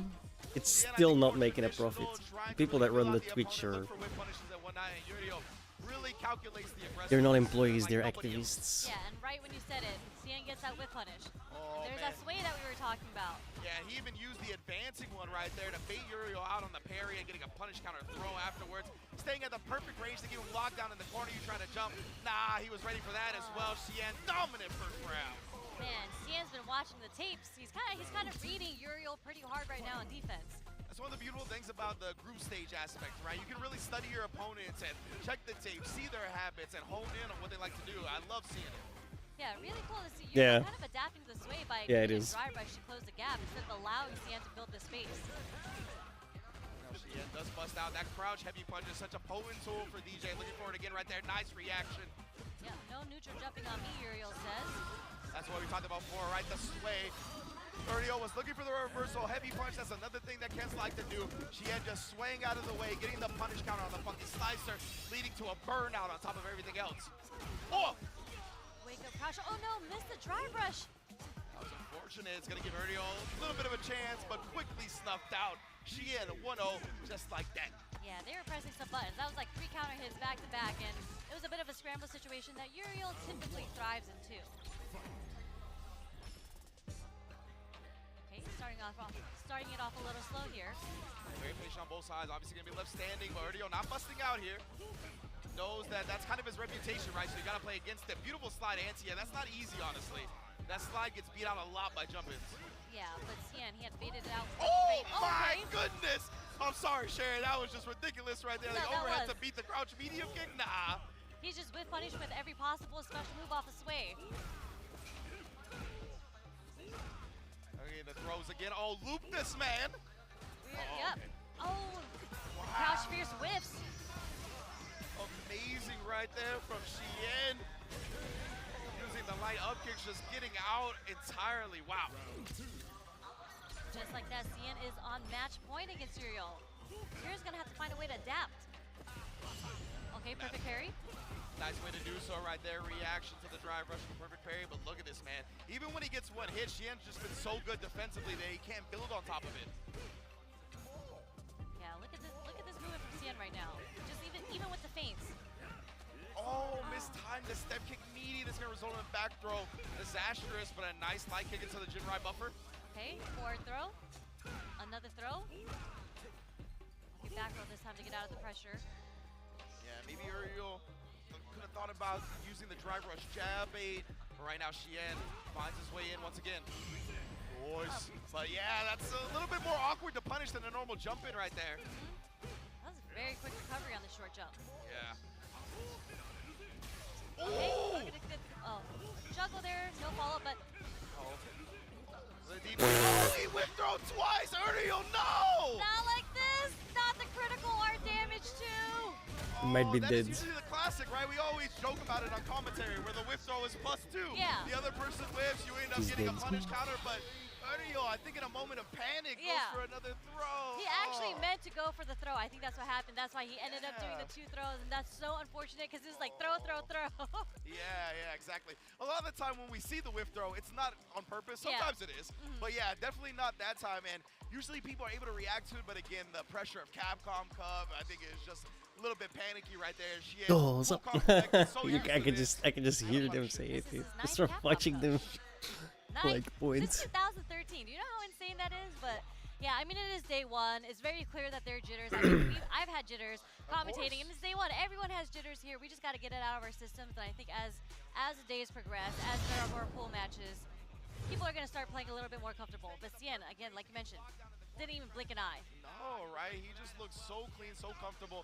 And again, it really, I feel, goes back to his defensive decision-making because Uriel did get some hits. He got some knockdowns, but I feel like we rarely saw Xian below half health. He was just so good afterwards, whether it be with the backdash, all of his wake-up options are right there, just perfectly evading the crouch fierce anti-air. And Ken's really love to do that, right, because they can run cancel and then make you guess once you land. And man, that was just so clean from Xian every time defensively. Oh, there's heartbreaker. That double throw. Yeah, he has such a life lead. You don't want to do that when Xian's sitting on the critical art too with that much drive meter. Oh man, yeah, and the machine gun punch beforehand just shaved the life bar. It's like, oh yeah, you got no hope of living. Yeah, no, unfortunate for Uriel, but you know, it's just day one. It's round robin. He's not completely out yet. And that's his only match for the day, right? So maybe he can get the jitters out and try to come back tomorrow, having only 1 L. It's still a very strong possibility that he'll make it out. Exactly. We just got to clean up a little bit. Ooh. But look at who we have next. I'm going to be a little biased here. I'm allowed to be. Yeah. Jack, he's a homie. He's like a little brother to me. So I've been talking to him about this matchup for so long. But, you know, this is Lashar we're talking about. The Lashar, the golden finger. Is it Goldfinger or golden finger? Goldfinger. The Goldfinger Lashar. Along with the Stairmaster, the double entendre of Jack. But yeah, Lashar, I mean, he's thought by a lot. There you go, right there. Yep. Keeping his nicknamesake alive. But Lashar, he's thought of as, honestly, a generational talent when it comes to fighting games, right? So young, so new, from South Korea, moved out to Japan, and they just got this still on Jack, sorry. kind of interrupt my whole story, but yeah, went from South Korea, moved out to Japan, right? I believe at the behest of Tokido, kind of recruited him, obviously added him to his SFL team as well, which we saw go to the grand finals of SFL Japan. Fell short, but an incredible showing all season, and of course got second at the Super Premier Japan to qualify into this in the first place. I was there too. Do you know how insane it is that your breakout year was last year's Capcom Cup, and you've accomplished so much that everyone in the world, in the Street Fighter world, is talking about you, how you are the cleanest player, and people had you at the top, that you were the best for so long, and it's only been your first year. He plays on Kylera layout? I didn't even know that. Look at that QWERTY. Not even QWERTY, just Quir. That's what I'm saying. I call that Kylera when they actually do it on the arrows. Yeah. Like, you know what I'm saying? Like, that's wild to me. But Lashar, I mean, he comes from that, right? He's played a lot of different fighting games, and I think he was low-key, like, you know what I mean? Like, I think he's played for a while, but like you said, especially in Street Fighter last year Bro, was his my breakout. brain is shutting down, by the way. I'm so sorry for being quiet. Like, I slept like 3 hours because I had like a bad, I don't know, I just woke up. Bad dream, but yes. He made it out last year. We'll see if he can do it again. Obviously, Jack has plenty of Ed experience as well. We have a lot of And now I'm in the just... States, so we're going to see who is the best on this given Sunday or Wednesday. Yeah, and I mean, Jack is no underdog to me, but I think this is kind of going to be an uphill battle against Lashar. It's just Lashar so intimidating, right? Like, the results, the kind of aura he's been carrying, but Jack showing no fear already, has him cornered. Yep, right with the jump in too. Yeah, I figured being in America, right? Beautiful spacing on the stocks as well. Love seeing it. Lashar has no chance to punish. Japan time, man. Oh, Funny rough. enough, I asked David, Jack, what his strategy was going into this, and then he said, my strategy is to not play footsies for as You're long 8 as hours possible. behind me? He said, They're I 8 wanna hours try ahead of rush me. in, I want to get my jump heavies in. It's like 9 there, I think. 7, 8 or 9 in the evening. See, it worked. Oh, he walked under with a counter hit. Yeah, I mean, he's only got a pixel to go, so Jack, it's just a Think little 7. scary. He's got one bar now, so no free DIs, and he's gotten out of the corner, so this should still be good. And look at the jumps are working out again, right? Lashar was holding the flicker. That was most likely medium, so that's not going to beat the jump. Beautiful stuff from Jack, and that's the thing, right? Not only is Lashar great at footsies, but Ed is as well, so I really like his strat. And that move catches so many good players because you just want to whip punish. You see that first hit whip and you're like, I can whip punish this. No, absolutely not. The second hit's still active. Oh, and that was his first mid-space stock right there, and Lashar's never going to let you get away with it. Oh, yes, D-Sync in tow. He's got it. All day, every day. That last hit is the one that drains the drive meter now. Of course, there's a recent change. Optimal. A little bit of a whip. Tried to shimmy, but there's a punish counter. The scramble ended up working out for Jack. He's got 3 bars as well. One more hit does kill.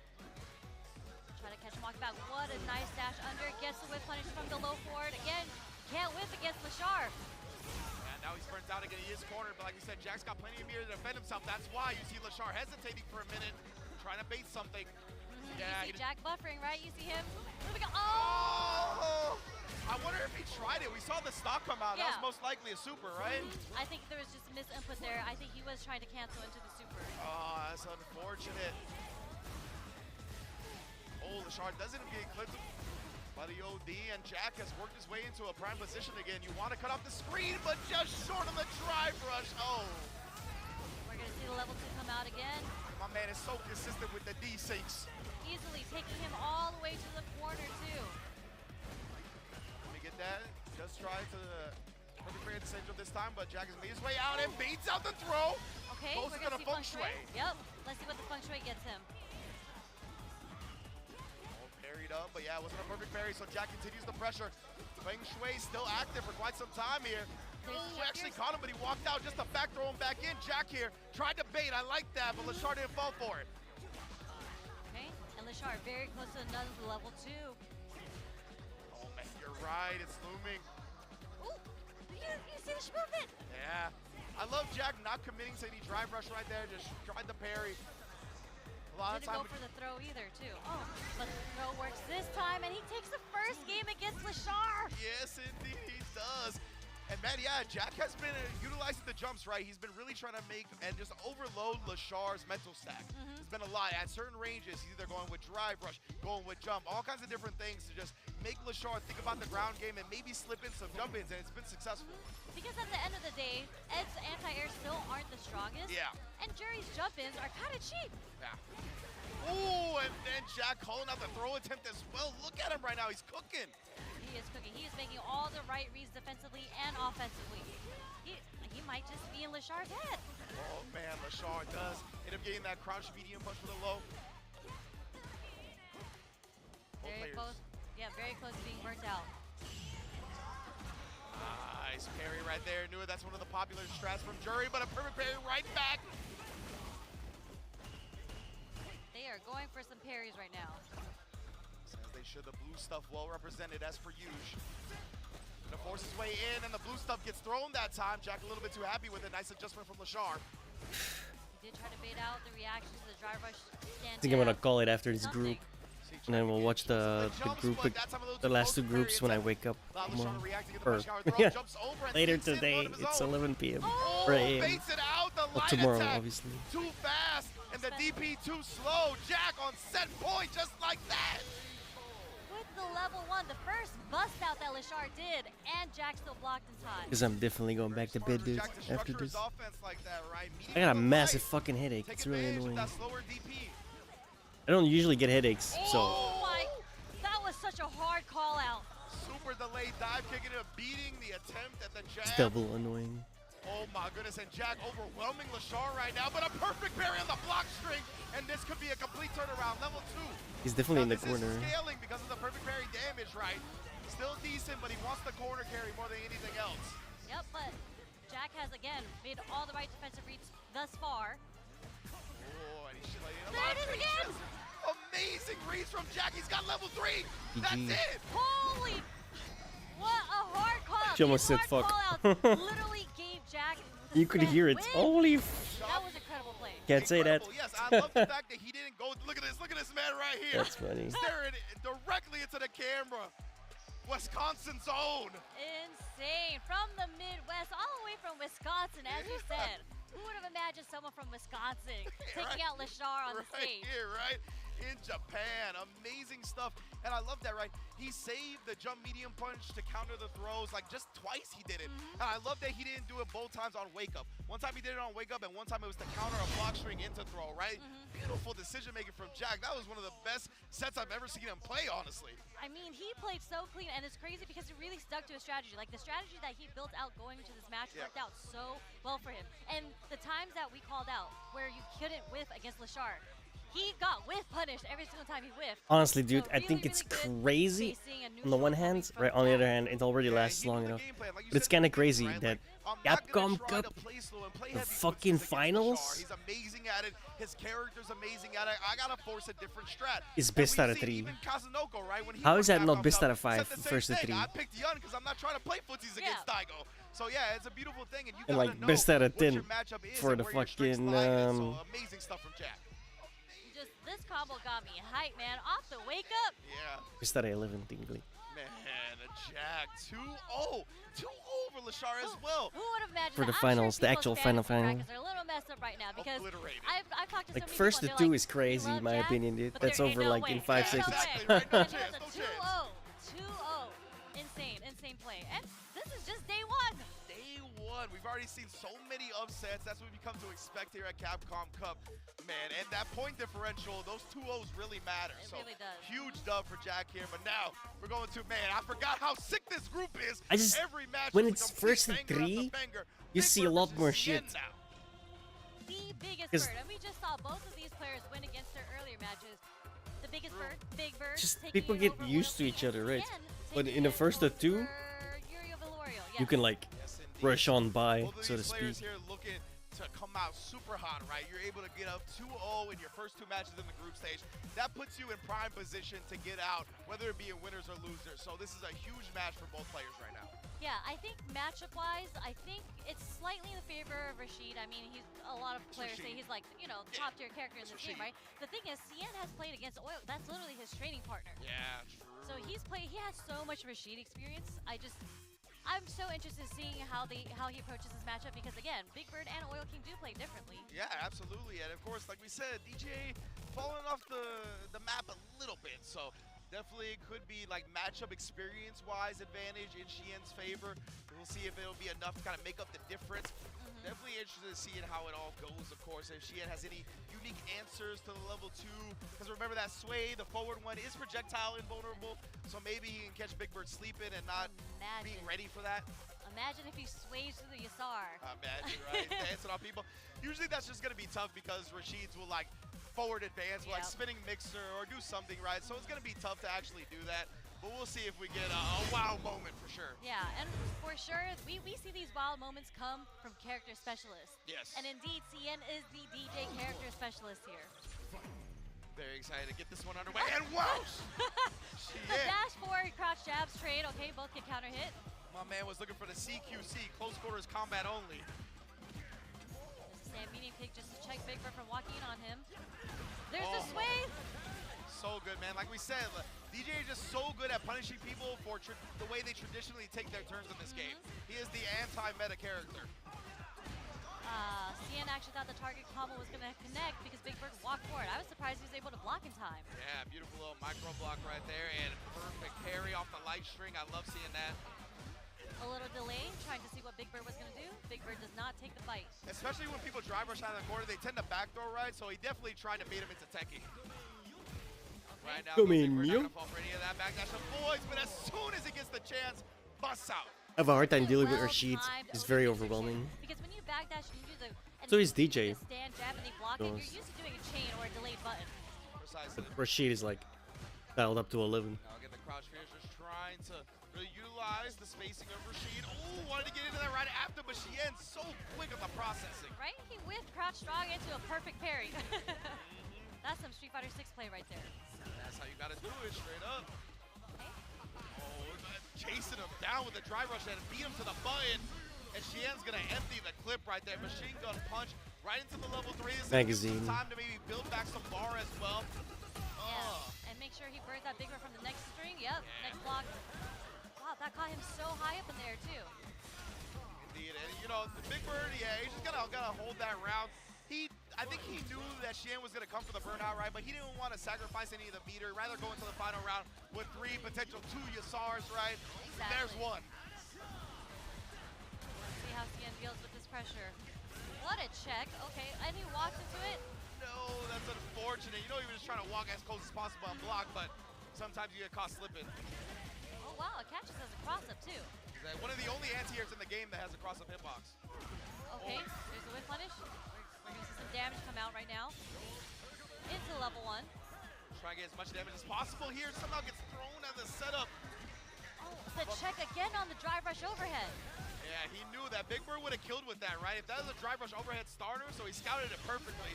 And now Big Bird's going to go into level 2, looking to put him in burnout. Does exactly that. And that's the thing, remember, DJ's level 1 is not invul, so he couldn't escape that. Even with 1 meter, it was checkmate. He's got a drive rush available. Heavily scaled, but man, these Rashid combos never end. Finally did it, he got him on the cross-up jump. No, he shut down. Let's go, Xian, come on. Xian clutches out the first game. Jesus, I was concerned, I'm not gonna lie. I was like, this might be a slight miscalculation on Big Bird's end, and unfortunately he burned himself out and put himself in that situation. Yeah, he built to the level 1, but I think the route up to that point, it wouldn't have built the level 1 in time to actually juggle, right? So that route, it was tough. Big Bird, the ever optimist, it was just slightly miscalculated. Yep, Cien able to capitalize on that, gets game 1. But Big Bird on the offense now has Cien in the corner. Down here, making him take the whirlwind pressure, and Big Bird stabs in the throw until the bust out. Block, didn't want to anti-air in that situation.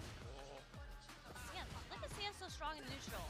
When there's any slight hesitation, he does what DJs do, the drive rush jab. Yep.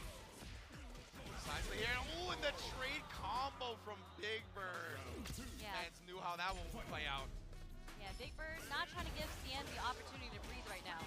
See the micro movement from Big Bird right there at the 99-second mark. Just moves it slightly forward and stopped. Baited out the whip from Xian. That was sick. Okay. Oh, and that combo. He always know the proper spacing. It's so funny. There was so much hits done on that overhead. I wasn't sure if it was going to combo into the tornado or not. Big same. I had to look at that combo counter. I was like, oh, it really did combo. Okay. Uh-oh. Baits it out. Big Bird. What a response in game 2. He said you got that first game because it was a mistake. not because you earned it. So I'm gonna perfect you the second match. Wow. And make it even 1-1. Very, very convincing performance here in game 2 from Big Bird. See how the rest of it plays out, but yeah, that shallow knee drop, that's a big problem for Rashid, right? Because of the longer startup on his anti-airs, that definitely beats a lot of the attempts you try as Rashid. He tried the double throw. Yeah, was able to jump out the corner.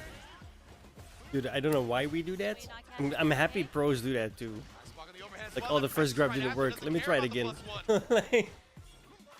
And again, the anti-air, the shallow knee drop is one of those things. I'm really happy I'm not the only one that does that. By the knuckle new knee drop when he plays DJ. This is exactly how we're seeing this play Makes out me right feel now. less bad. Response to a perfect one of his own. Amazing adaptation from Cien because he didn't do that many short jumps, and the one time he did do it, did Double connect. perfect He's incoming? recognizing that now. Yep. It's like, oh yes, this is one of the strats in this matchup that can be abused. The plus range there as well. Oh. Yeah, Yeah, he got the punish counter low 4, but didn't get the conversion. He's going to It's got level 3, it's over. The machine gun punch gonna shave off all that health. And you can see on the player cam, Big Bird definitely, I think, looked a little frustrated because I don't know what happened. I have to imagine he did cancel one of those crouch medium kicks that hit that didn't come out. So it's tough when it goes like that for sure. It's giving Cien an opportunity that really wasn't going to be there unless Big Bird had an execution error like we saw, but amazing performance from Cien. Again, like you said, 9th Capcom Cup, one of the most consistent players in fighting game history, and he's off to a 2-0 start already. Insane. And I think this is one of the matchups where it was kind of like a 50-50. You couldn't really like feel who was going to for sure come out of this, right? They're two really, really strong players. But I think overall, you would think that Big Bird, I think he had the slight advantage if we were to take some odds, you know? Yeah, absolutely. But Cien, he just laid the pressure on, and he played the neutral so well. Like I say in the first match, he played neutral really well with the sways, as you mentioned, just to get the whip punishes. But in the last game, he just was so aggressive, starting with the short jumps and all the neutral. He kind of, I don't want to say he skipped neutral, but he just kept the offense on. Yeah, absolutely, right? And that was a switch up from, like we said, the first game or the first couple of games where he was playing it a little bit more slow. He was looking for the footsies, how to manipulate with the spacing traps. Beautiful shutdown right there with the projectile against the level 1. And then the last game, he recognized the short hop is very annoying for Big Bird.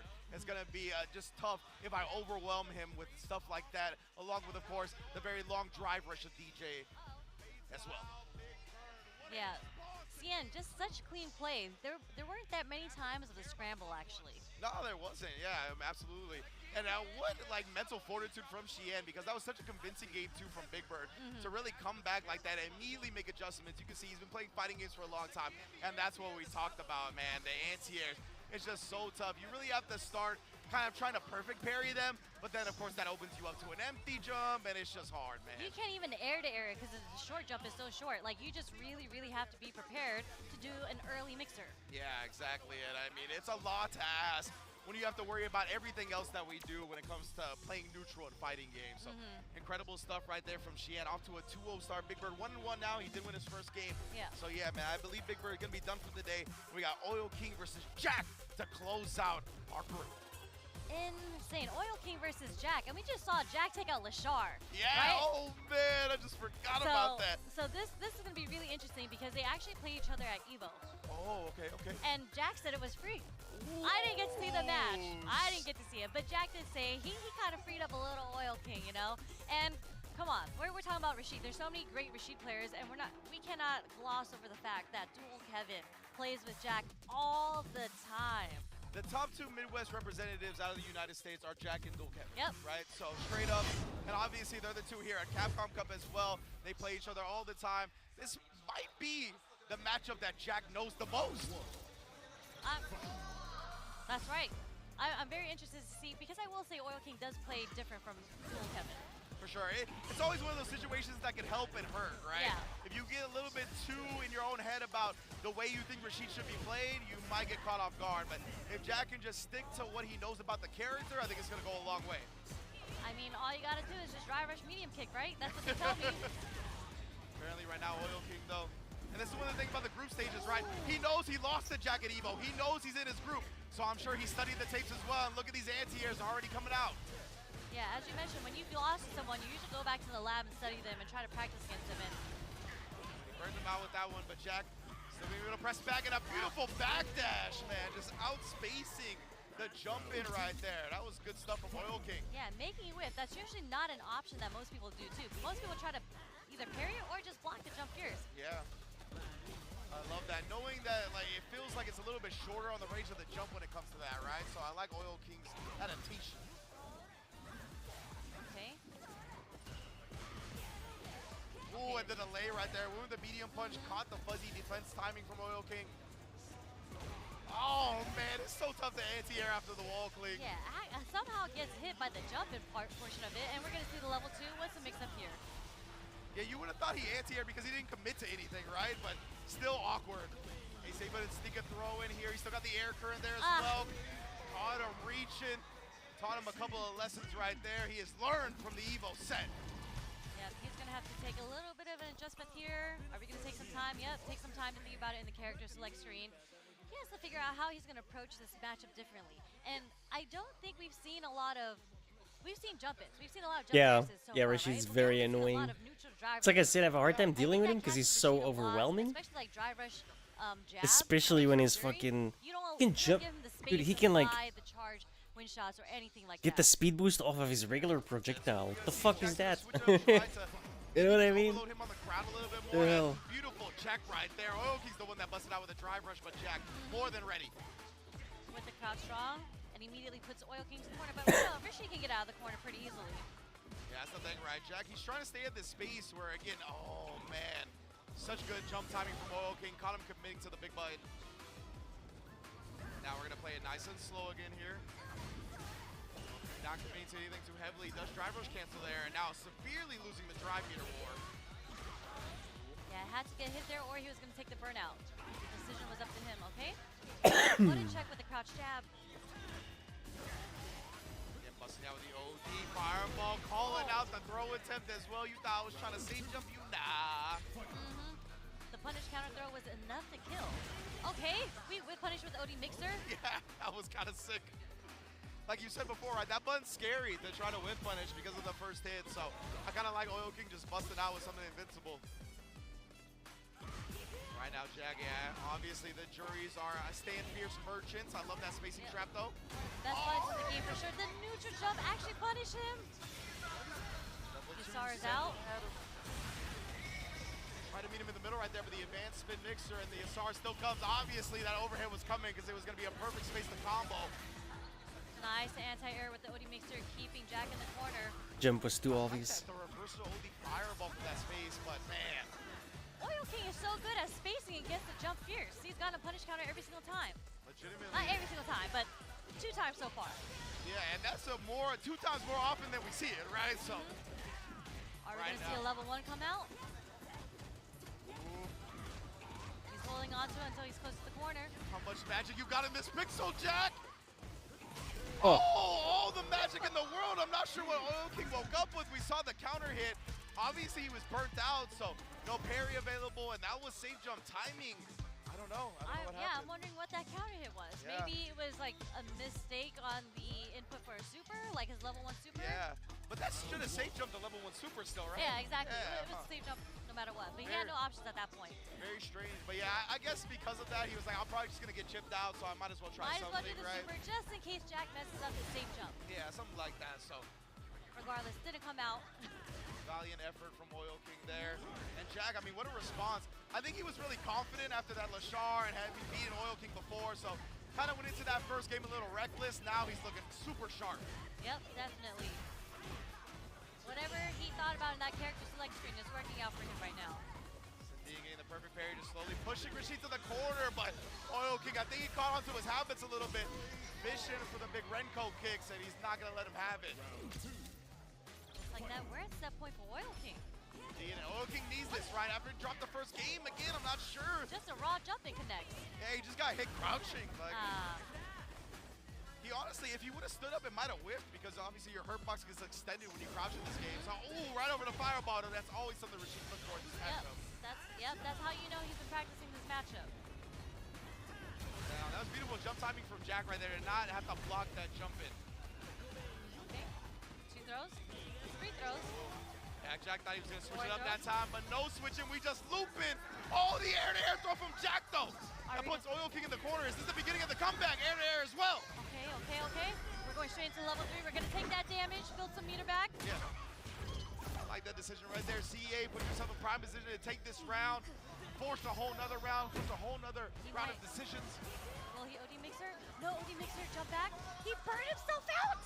Risking it all for that offensive pressure, and the risk does not pay off. Oil King striking back. The burnout was a mistake. Alright guys, that's gonna be it for me, dude. I gotta lie down. I feel fucking terrible. We'll go over the rest of the groups when I come back later tonight. Truly, like, what a performance. Thank you so much for hanging everybody out. in this group so far. I'll see you later in a few hours.